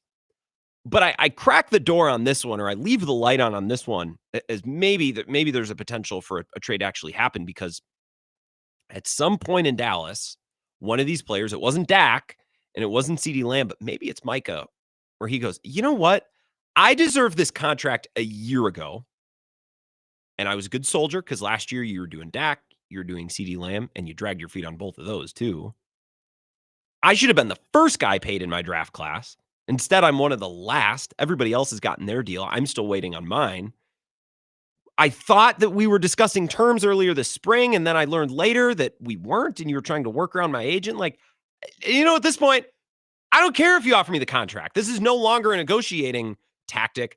I don't want to be in business with you anymore. I don't like you. I don't like how you've treated me. I don't like how you've treated this process. I'm not re-signing here. At some point, that's going to happen, and it's probably going to happen in Dallas, because Dallas is the only team that's doing this repeatedly. You know what I mean? Like, Dallas is the only team that repeatedly makes their superstars wait on deals much longer than they should. So it's only a matter of time until one of these players, and maybe it's Micah Parsons, and that's my hope, and Adam Schefter's kind of keeping that hope alive, that he says, no, I'm not playing for you. I'm not signing here because I don't like the way I've been treated. I believe it was the poet Maya Angelou who said people always remember how you make them feel. You've heard this before, right? I think Jerry Jones could eventually be like, all right, Micah, we'll pay you. We were going to do it all along. And Mike is like, screw you, dude. Like, no, you're not getting away with this. I'm not signing long-term here. I can get that contract somewhere else. I'm going to. I'm hoping. We'll see. The Trey Hendrickson situation is a little different, and it's very funny to me, and it's very relatable. I actually relate to the Cincinnati Bengals in this instance because I am a big procrastinator. I would like to believe, or I convince myself to believe at least, that problem that I have, well, if I just ignore it, it'll just go away. We can all relate to that, right? Well, that's basically what the Bengals have done with Trey Hendrickson. In the farthest reaches of the offseason, going back months and months and months, Trey Hendrickson said, I would like a new deal. This is not enough money. I have performed at a crazy high level. I deserve a raise. I'm not going to play on this deal. And the Bengals were like, all right. And then they did nothing. And then OTAs rolled around and Trey Hendrickson was not there. And he said, yep, my contract is still not okay. I'm still not going to play on this contract. And the Bengals said, all right, okay. And they did nothing. And now training camp has rolled around and the Bengals, at least from my perspective, are like, oh, you're still prattling on about this? Yes. How many times are I going to tell you? How many practices do I need to miss? How many times do I need to say this contract is not okay? The Bengals are like, oh, we thought you were just joking. You're serious? So now apparently the Bengals are taking calls. It was reported by Diana Rossini at The Athletic that they have been actively engaged in trade conversations surrounding Trey Hendrickson for weeks. Sources tell her and her Bengals coworkers at The Athletic. According to teams that have reached out, Cincinnati isn't only seeking draft capital in return, they also want, young defensive players, kind of an NBA trade. We want picks and young players. Okay. The funny part of this report is that Diana Rossini also said one source strongly believes that the Bengals could have netted a better draft pick in a Trey Hendrickson trade had they moved him earlier in the spring. To which I read and replied and said to myself, duh! Like, I don't understand. It's funny. Greg Olson did an interview. Oh, God, I saw it today. Was it with Barrett or I can't remember. And he explained that, going through all these production meetings, you really see some coaches are good at it. And his point was like, man, I actually talk with a lot of these coaches. I'm like, I don't know that this coach actually knows what they're doing. And you would never think, man, if you're a coach in the NFL, you got to be brilliant. You got to be a genius. Well, apparently not. And I think that's true of franchises too. Like, of course, if you're going to trade Trey Hendrickson, you do it early, you drum up a bidding war, and you do it before the draft so you get the picks to help your team. Now, you do it now, everybody knows you're desperate. And if you get picks in return, they're not helping you until April, and really they're not helping you until next year, which is not going to be any help to you this year, a year that ostensibly, following a trade, you would not have Trey Hendrickson on your team. So I just... Every week following the NFL, you just see examples of, there are actually some teams that are really dumb. Like, you think that all teams are run pretty smart. There's just maybe a team that's a little bit more lucky, or there's a team that's actually really, really smart. Like, no, there are actually plenty of stupid teams. And we're seeing that with the Cowboys. We're used to it with the Cowboys. I find the Bengals' insistence on just ignoring Trey Hendrickson's requests. I find it very funny. I find it very relatable, but then again, you don't want me running an NFL team. You don't really want me in charge of anything because I'm a big-time procrastinator and I don't like dealing with things. And apparently the Bengals don't either because they're like, you're the trade request and the contract. Oh, you're serious about that. We thought you were just, kind of making noise to make noise. No, it turns out he was serious about that. So two players who there are active trade discussions going on. Seems like a pipe dream in both, but again, I'm just leaving the light on. Another piece of NFL news earlier today that, I don't know how I'm supposed to respond to this. Shane Steichen, the head coach of the Colts, named Daniel Jones the starter over Anthony Richardson. And a lot of people, this is what bothers me about sports media, sports radio specifically, and kind of by extension podcasts. So we'll leave the written word. We'll leave the scribes, the journalists, the writers out of this. We'll just talk about sports radio specifically. On a day like today, a lot of sports radio people will do their show and they'll say, okay, what do I have to talk about today? What's the big national story? Oh, it's the Colts. They're going to start Daniel Jones. They announced that they're going to start him over Anthony Richardson. Well, I mean, that's ridiculous. That's stupid. That Daniel Jones stinks. So sports talk radio hosts will get all mad and they'll feign outrage because it's that. Well, I have to do that. It's performative. I need a good rant as a part of the show. No, you don't. You don't need a rant every day. Actually, it's kind of obnoxious when sports radio hosts rant every day. Well, I got to do the angry segment where I swing the hammer hard at the Colts for being so silly and short-sighted. Look, there's a good chance that Anthony Richardson sucks and that he's not picking up on stuff and he's not recognizing reads and he's not understanding protections and the offense cannot function with him in there because he sucks. There's a really good chance that that is the case. Also, if you take that player in the top 5, you need to be darn sure that there's no chance that he's any good or worthwhile at all.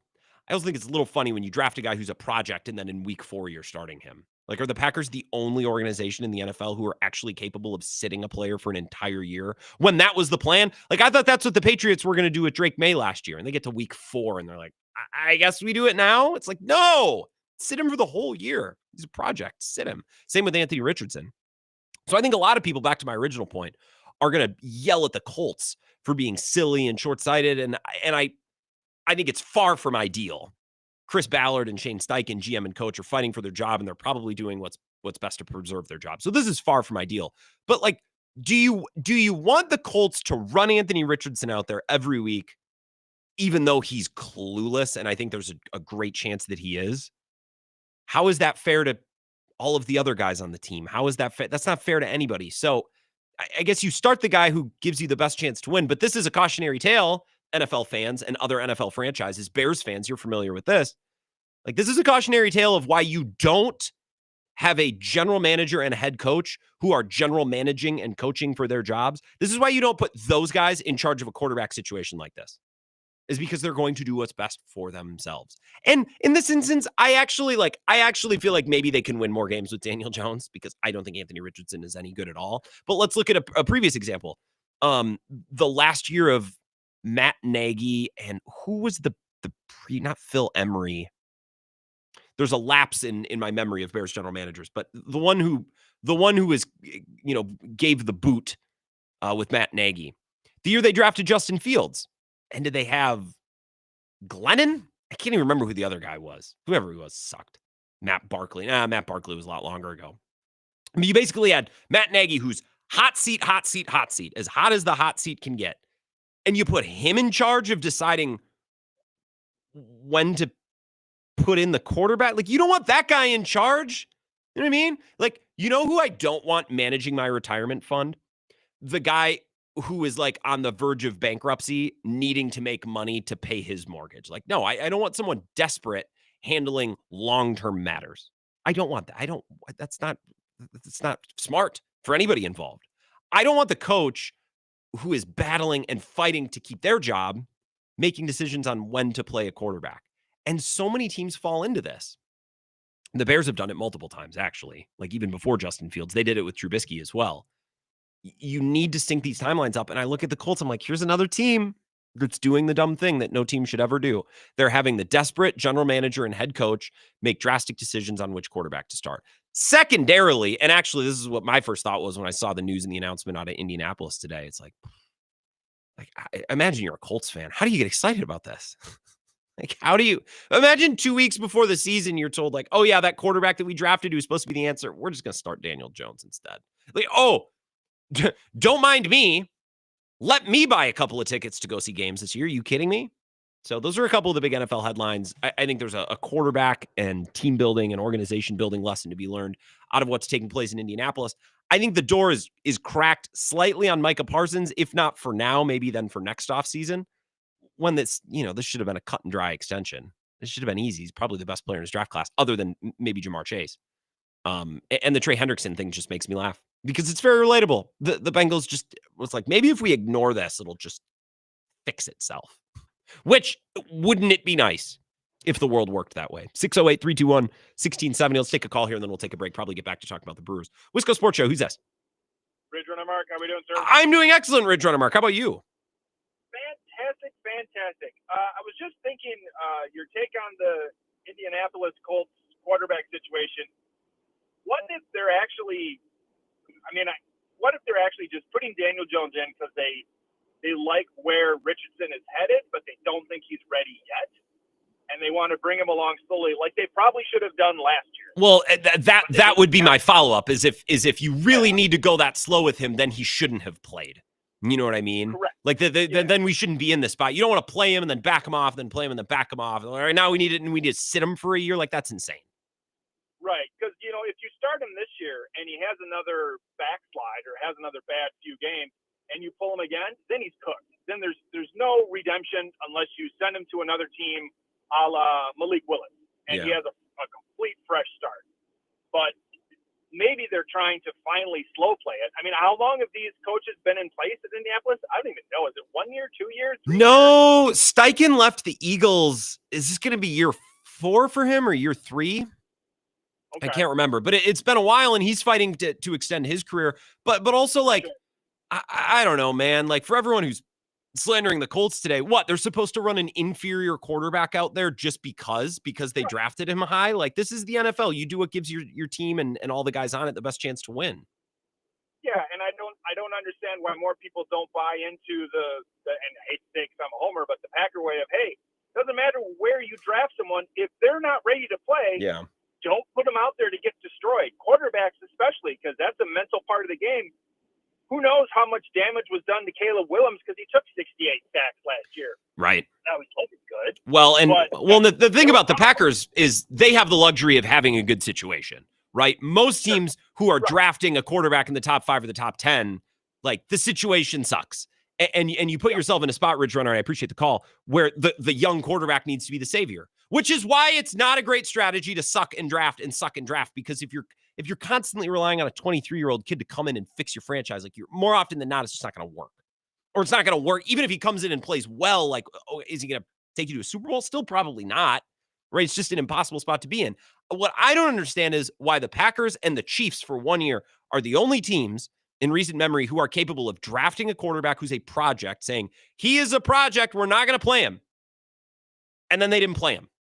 Like Drake May, I didn't think was supposed to play. I would have been smart to rest him the entire year last year. And they put him in like week 4. Like, come on. None of these organizations have a stomach or a backbone at all. I'll get to some of your texts coming up in a few minutes. And we can continue to poke at this, but I also have a lot of Brewers audio that I want to have some fun with, including a comment from Pat Murphy that he made on 670 The Score earlier today, radio in Chicago, that I'm still laughing at. I think it's one of the funniest things I've heard in a while. We'll have some fun with some Brewers audio, and we can, talk about today's game as well. And more of your phone calls next as well at 608-321-1670. This is the Wisco Sports Show with Grant Bills on the Wisconsin Sports Zone Radio Network.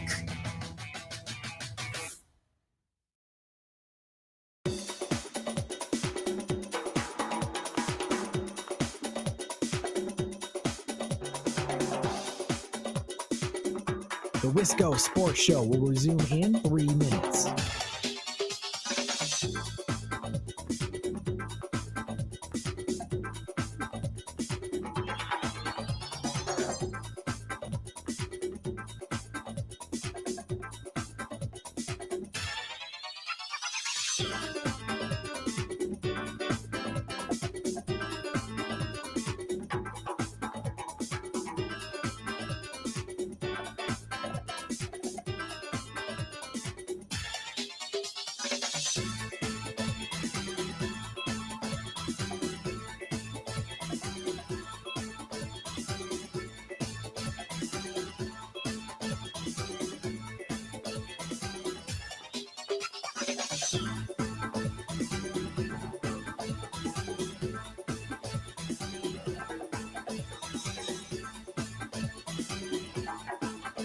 The Wisco Sports Show will resume in 2 minutes.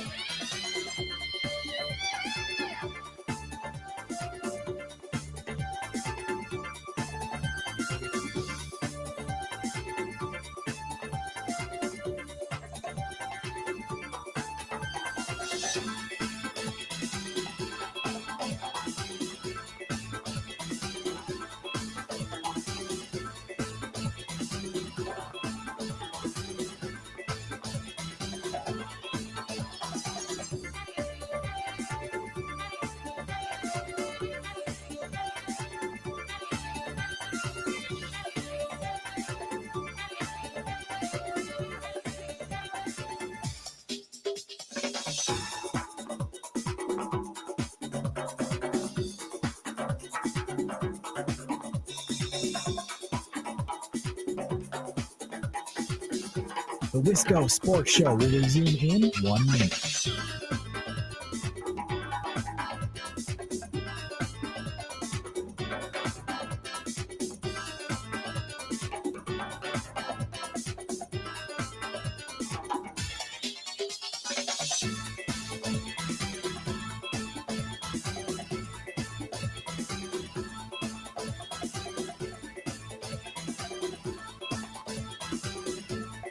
The Wisco Sports Show will resume in 30 seconds.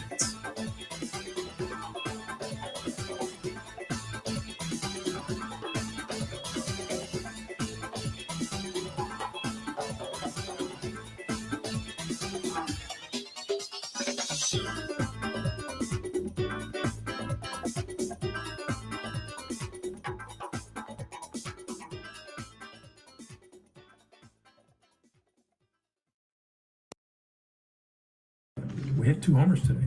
We slugged today. Didn't we? Yeah. Sure. Terrain's got how many now? 13. 13? 7 this month. It's got 13 homers? 7 in the last 2 weeks. Caleb is 7. So, oh God, him and Sally. Oh God, how many does Sally have? Sal's 9. Oh, God. It's on.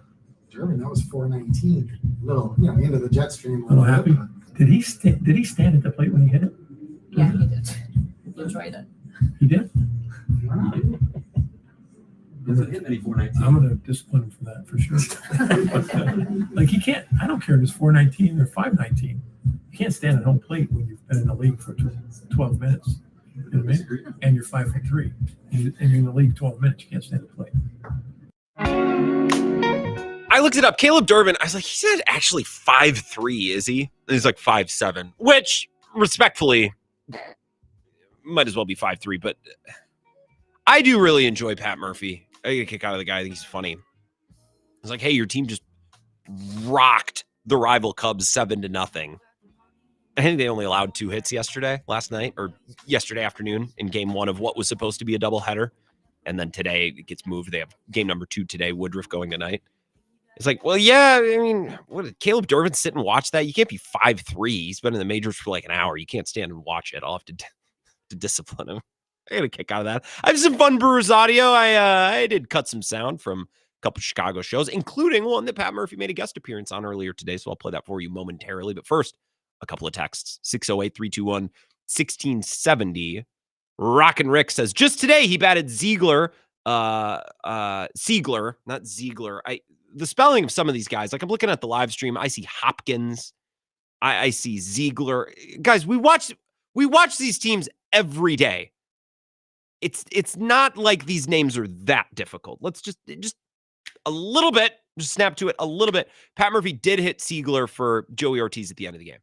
If you're telling me that Rhys Hoskins would have been a better option in that spot, I don't know. Rhys Hoskins started a rehab assignment earlier today, as did Jackson Churio. So we're talking about, well, where does he play? I mean, I'm not taking Vaughn out of the lineup. And a pinch hitter, I guess that's fine in theory. I don't know if it really works in practice that well. I watched Isaac Collins and Brandon Lockridge both do something in the second inning today. It didn't lead to any runs, but they both battled for like 8 or 9 pitch at bats and dug in against not Tyone, Boyd was going today when he needed to be pushed a little bit and he needed to be worked a little bit. And it was at bats like that early on. I know we always joke and we roll our eyes when the Brewers put runners on and they can't score. And the announcer's like, well, at least they made Boyd work. Yeah, I know that's not what you want to hear in that moment, because when the Brewers failed to score, you want to be mad about them failing to score. But those were massive at bats. And I don't think Hoskins is capable of putting together an at bat like that. I don't know that he really fits the prototype of this team. Vaughn does. Swing decisions have gotten so much better. His command of the zone and the pitches in and out of it have been so much better. I mean, he's turned himself into a different player at the plate ever since arriving, because the Brewers said, all right, here's what we're going to do. Here's what we need from you, because they emphasize and prioritize certain things. And Ziegler, see now, I'm just going to move on. Werner Ziegler, for Better Call Saul fans. Rick from Spencer says, catch anything besides Brooks and Rainbows?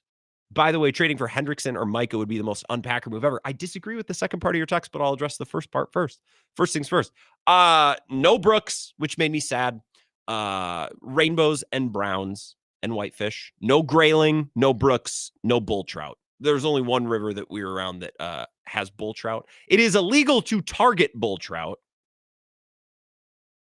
but there's no law that says you can't accidentally catch them. Very rare, very cool. I've never caught a bull trout. I would like to at some point. But again, I'm not going to target. That would be illegal. It would be illegal. You can't do that.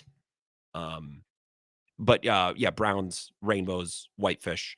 No grayling. Cutthroat too. A couple cutthroat. Nothing crazy, but a cutthroat trout or two. That was kind of fun. You saying, Rick, saying trading Hendrickson or Micah Parsons, trading for those players would be the most unpackers thing ever. Here's what I think sports fans sometimes miss, and I miss this too. Just because the Packers don't trade for player A, and then they don't trade for player B, and then they don't trade for player C, let's say over the span of 5 or 8 years, doesn't mean that they were never interested, doesn't mean that they were completely out. Like for Khalil Mack, the Packers made an offer on Khalil Mack. They were in on Khalil Mack when the Bears ultimately acquired Khalil Mack. It's like with the Brewers. People love to say, well, the Brewers they're never in on the big names. Yeah, they are.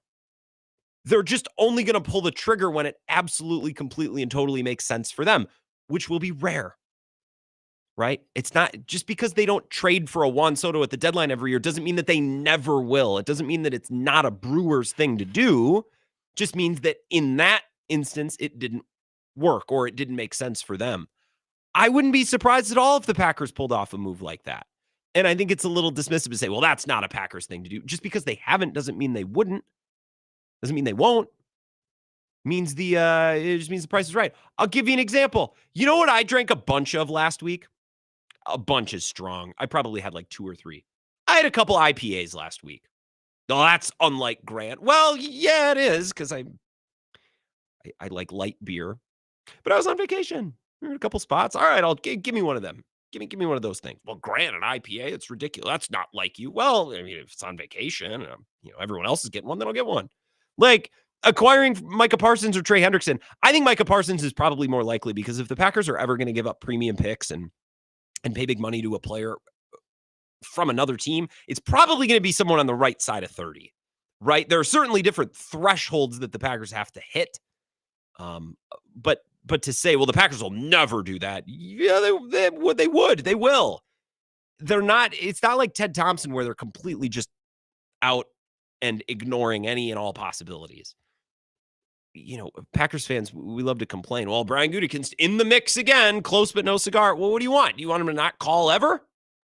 I would rather him make every call. And in most situations, first of all, most of these players never get moved. But then in the 10% or 5% of cases where players actually do get moved, right? Most of those instances, it's not going to make sense for the Packers. Players are going to be too old. There's going to be another team that's offering better picks just because that team is worse. There's another team that's offering a player that the other team is more interested in. It's difficult to make trades, but that's not because the Packers won't make trades. It's not because the Packers won't make moves. It's because the last couple of opportunities or last couple of instances, it didn't work out and it didn't make perfect sense for them. If you're saying the Packers will never do what's necessary because they'll need to overpay, okay, sure. Well, I don't think they're going to do that. But I think there's absolutely a world in which the Packers would acquire Trey Hendrickson or Micah Parsons for a certain price in a certain situation. It's just that those certain prices and situations are rare and difficult to do. So don't dismiss it offhand, I guess is my point. I think it's more of a Packers-ish thing. Brian Gutekunst has always spent free agency money when he's had money to spend. Always.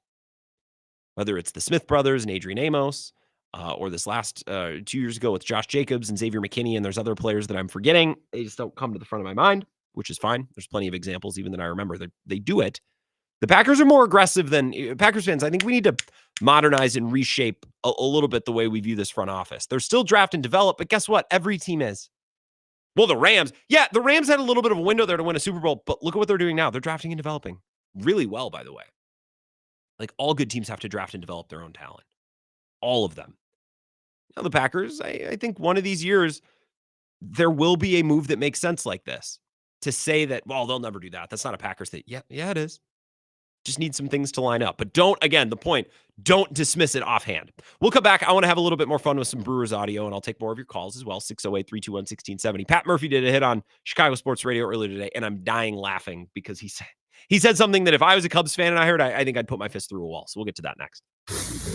This is the Wisco Sports Show with Grant Bills on the Wisconsin Sports Zone Radio Network.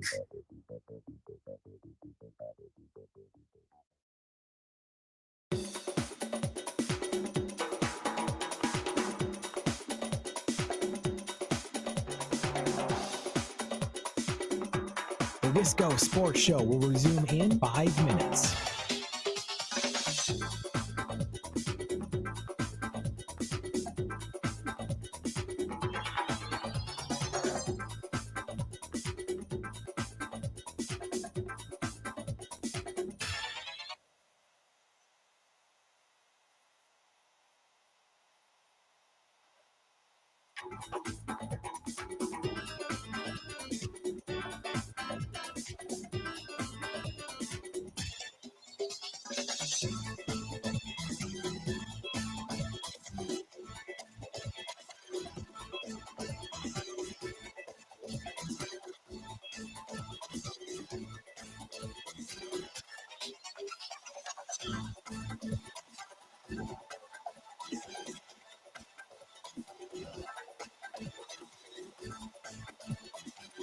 The Wisco Sports Show will resume in 4 minutes.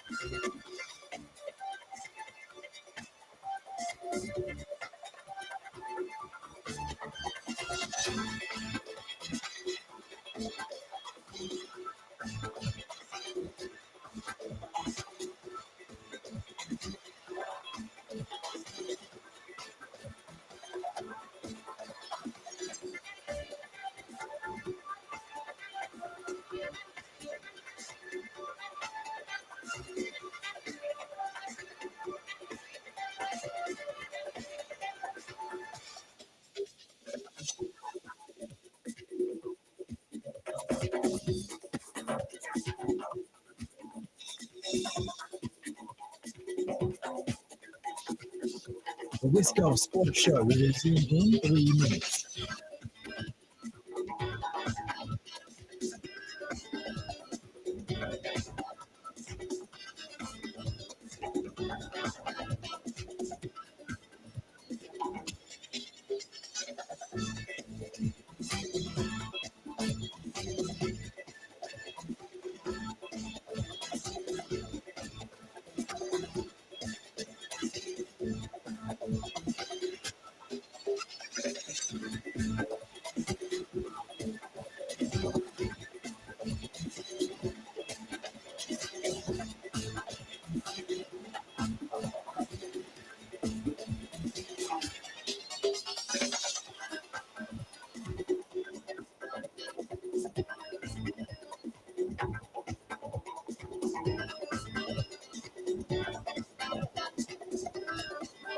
The Wisco Sports Show will resume in 2 minutes.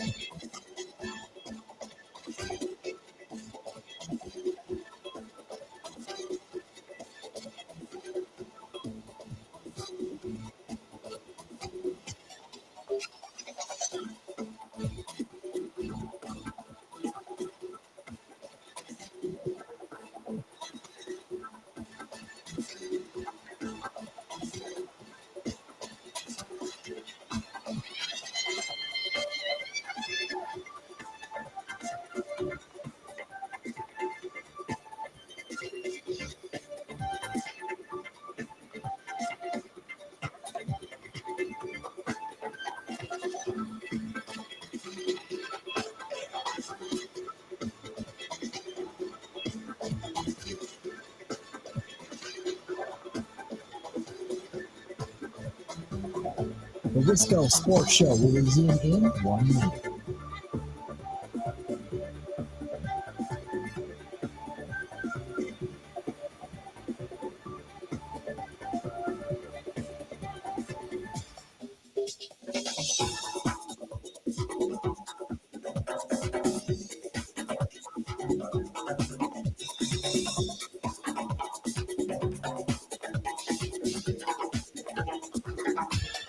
The Wisco Sports Show will resume in 30 seconds.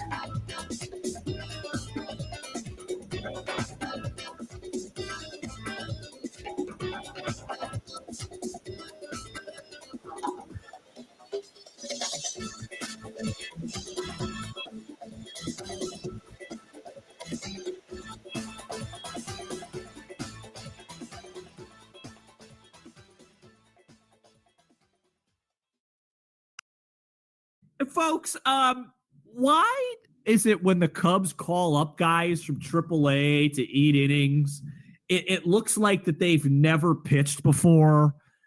Gavin Hollowell walked. He threw 12 straight balls. I know that that's not the problem. Luke Little continued to walk people. It's like freshman B stuff. You know, can we call up somebody that could find the strike zone and give some competent work? Yeah, and the Brewers, laughed their way to victory, and a lot of Brewer fans at Wrigley Field. Are they going to take over the stadium the rest of the week? Look, listen, I know people have a lot to do and have a lot of stuff outside, but if Mother Nature wanted to cooperate and get another one of these or two canceled, I'd be fine by me. When they make them up. Make them up. Game 163, 164 if it matters. I don't think it will. These are our friends from the Locked On Cubs podcast. Always great entertainment. Now, as a Brewers fan, it's more entertaining when the Cubs are losing, especially the Brewers. I also just find the podcast to be very entertaining. Good baseball podcast. Sam Olber, Matt Cozy. Last night or yesterday's game, I suppose, is the perfect example of what the Brewers can do to a team when a team is going through it. Make them field, make them throw strikes, make them do it for 9 innings without fail. It's really hard to do for a team that's down in the dumps. Now, all the credit in the world to the Cubs today because they jumped on Chad Patrick early. Chad Patrick, you saw today why he's in AAA. Like, he's got a nice pitch or two here or there. He's just not quite complete. And Cubs hitters were just not moved by what they saw. He couldn't put guys away. He couldn't get swings and misses when he needed it. And they still had a chance to win. It just wasn't a great chance. They, battled to the ninth, put a couple guys on against Palencia, and it just wasn't enough. My favorite Brewers soundbite from today, and we had some fun with this on Bill's show earlier. Pat Murphy on 670 The Score this morning, the Cubs flagship in Chicago. And I believe he's getting a question here. It's Mully and Haw is the show. It's the guy who sits on the left. I don't know his first name. Is it David Haw? Mully? I'm not sure. Anyways, you hear the question and then you hear Murphy's answer. Murphy actually cuts off the question because he's like, hey, what's the question? Just tell me already. Here you go. I'm curious, Pat, did you ever think you were coming to Chicago when Craig left Milwaukee? It was tons of money. It shocked a lot of people. And it was almost a foregone conclusion that you would come with him. And as it turned out, you get the job and all, the rest is history. You got a chance to match Bobby Cox as the first manager to win 2 consecutive Manager of the Year awards. Man, I don't want to talk about it. What do you ask? I'm asking if you ever thought you'd wind up in Chicago. There you go. Yeah, I mean, heck yeah. Yeah, I mean, Counts and I talked about it. He only had about, he got contacted and took the job. It all happened in a day. And people think that it was a long, drawn-out process and it was always in the works. No, it wasn't.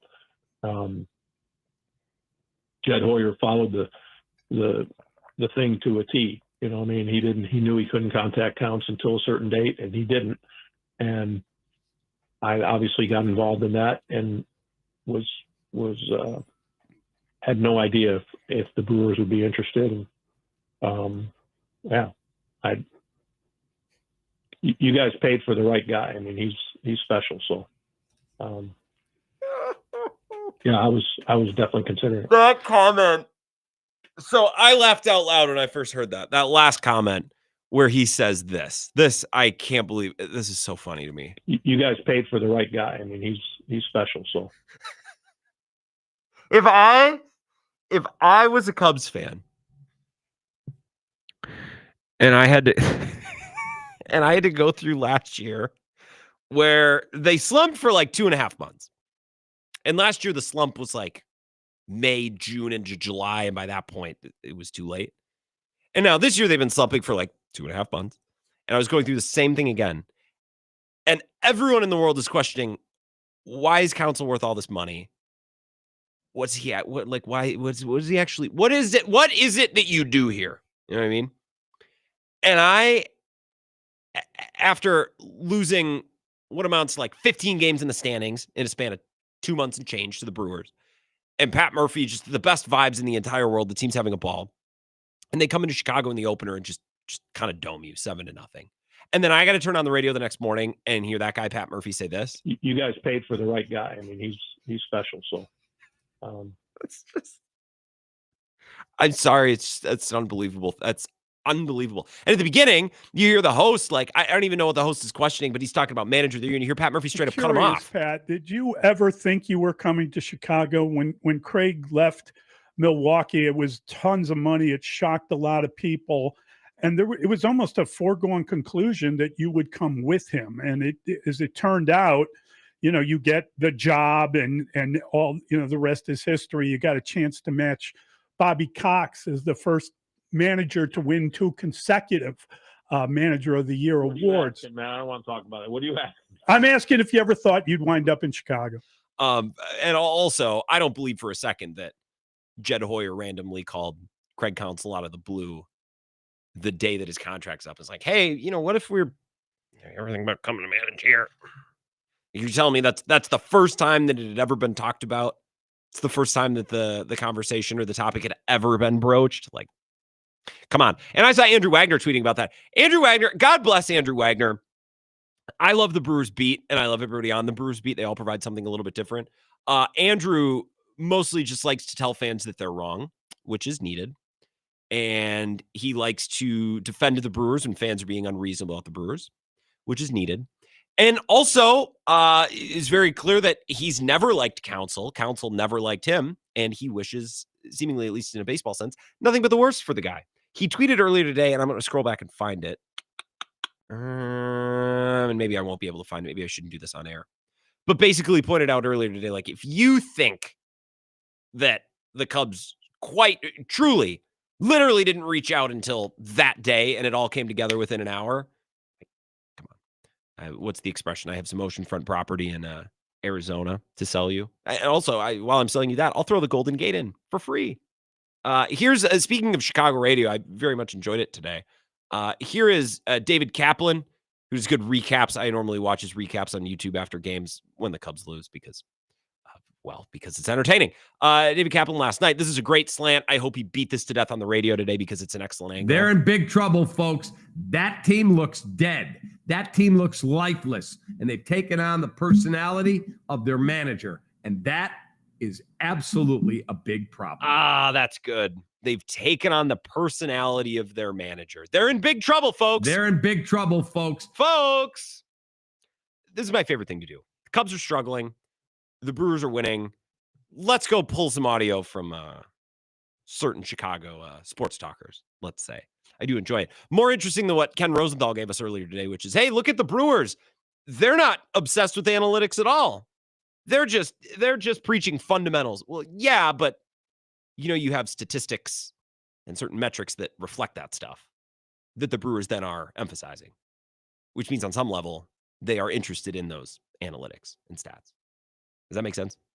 One segment when we come back, I'll take some of your calls and texts if you have anything to add. I'm kind of shaking out the cobwebs after being back all of last week. So I appreciate you bearing with me today. But time for you on the other side, text and calls at 608-321-1670. And we'll give our final thoughts on Brewers-Cubs before game number 2. Brandon Woodruff gets the ball tonight, which I feel great about. So knock on wood that I didn't just jinx him. Final segment of the show coming up next.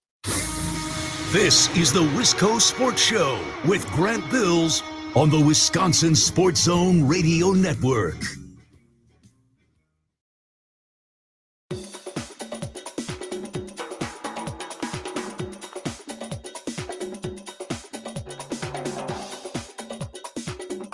The Wisco Sports Show will resume in 3 minutes.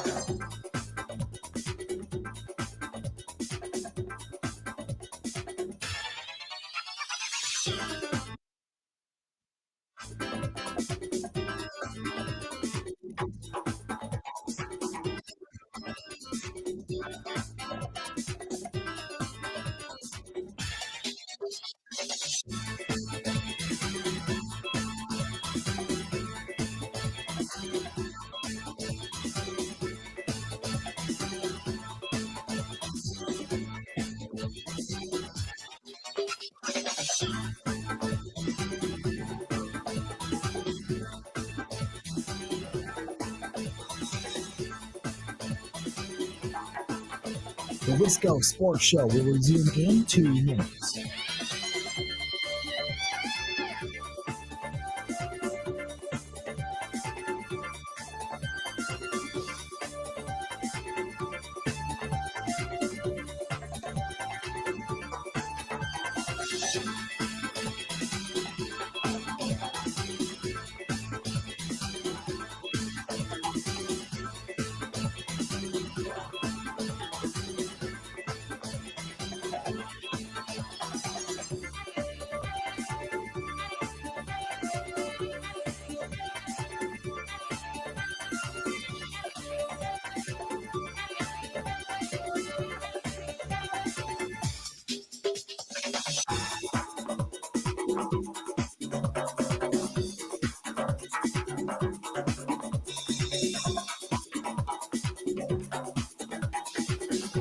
The Wisco Sports Show will resume in 1 minute.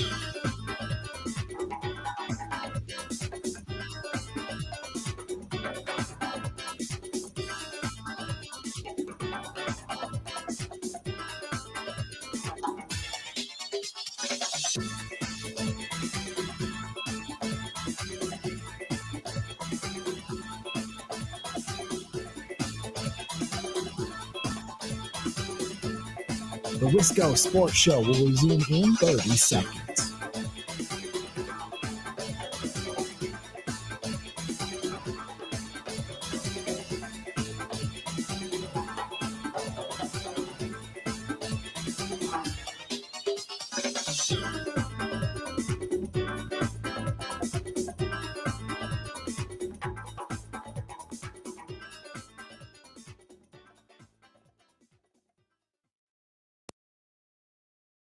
Folks, why is it when the Cubs call up guys from AAA to eat innings, it looks like that they've never pitched before? Gavin Hollowell walked. He threw 12 straight balls. I know that that's not the problem. Luke Little continued to walk people. It's like freshman B stuff. You know, can we call up somebody that could find the strike zone and give some competent work? Yeah, and the Brewers, laughed their way to victory, and a lot of Brewer fans at Wrigley Field.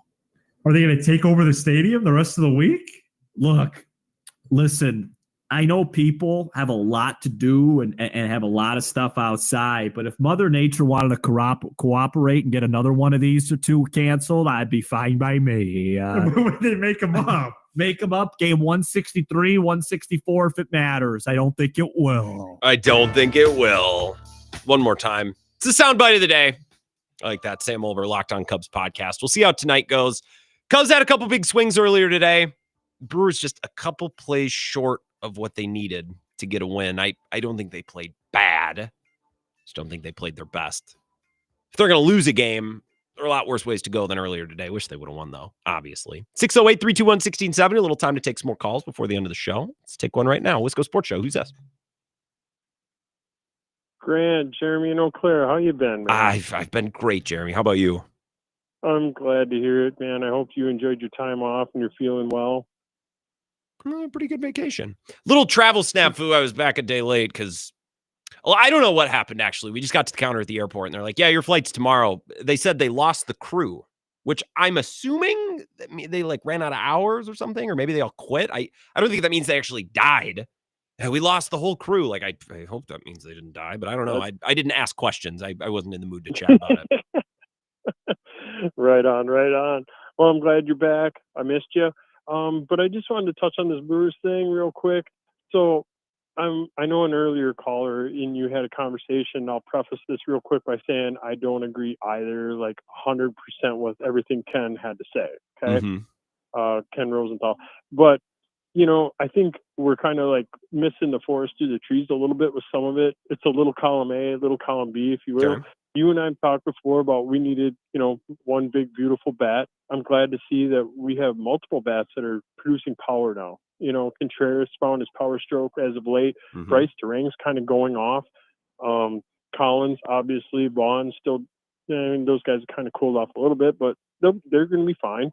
But I think what it comes down to with, playing the game the right way, I know you had mentioned in the past about putting pressure on the defense. Yeah. And that's fundamental baseball. That's really what it is. It's like, look, the rules of baseball give you multiple avenues to put up runs. We don't have Shohei Ohtani, but we've got a 1 through 9. I mean, you're talking about advanced metric, right? So coming into the Mets series before that sweep, we had a 1 through 9 that did not have a WRC plus less than 100, not one. Mm-hmm. That's okay. That's league average. Shohei Ohtani's hitting 172 at that time. Yeah. But what's the rest of the team doing? What is the rest of the Dodgers doing? Small ball isn't sustainable. But the Brewers are showing you now that it is, because if you have a 1 through 9 that is all hitting, and they're all hitting the ball hard, and they're stealing bases, and they're putting pressure on your pitchers, and they're doing all this stuff, that's fundamental baseball. Stealing bags when you can. All that stuff is fundamental baseball. Yeah. And it is doable. It is doable, and you still have some power there, which is good. Getting because Churio if back is you going to have- help a lot with that. Oh, absolutely. And we could have a Shohei Ohtani, but if the rest of the team is not doing anything, I mean, what are the rest of the teams in the league doing right now that have Aaron Judge? What are the Yankees doing? What are the Dodgers doing? We're beating all of them because we're showing the league that, hey, if you focus on fundamental baseball and you do everything clean, you play clean baseball on both sides of it. Well, and you can could win. argue, Jeremy, that their last two losses here today and then Sunday, I appreciate it, is because they made an error at a bad time, right? Vaughn threw that ball away in the first, leads to 2 runs, and then on Sunday, Terang misses a ball in the ninth. Because anytime you have a chance to play your platinum glove shortstop or second baseman out of position, I guess you just have to do it. I'm still, I don't know. I was in a hotel room. I was in and out of, I was sleep deprived. I don't even really remember that full game. I was like, wait, Terang's playing short? Okay. All right.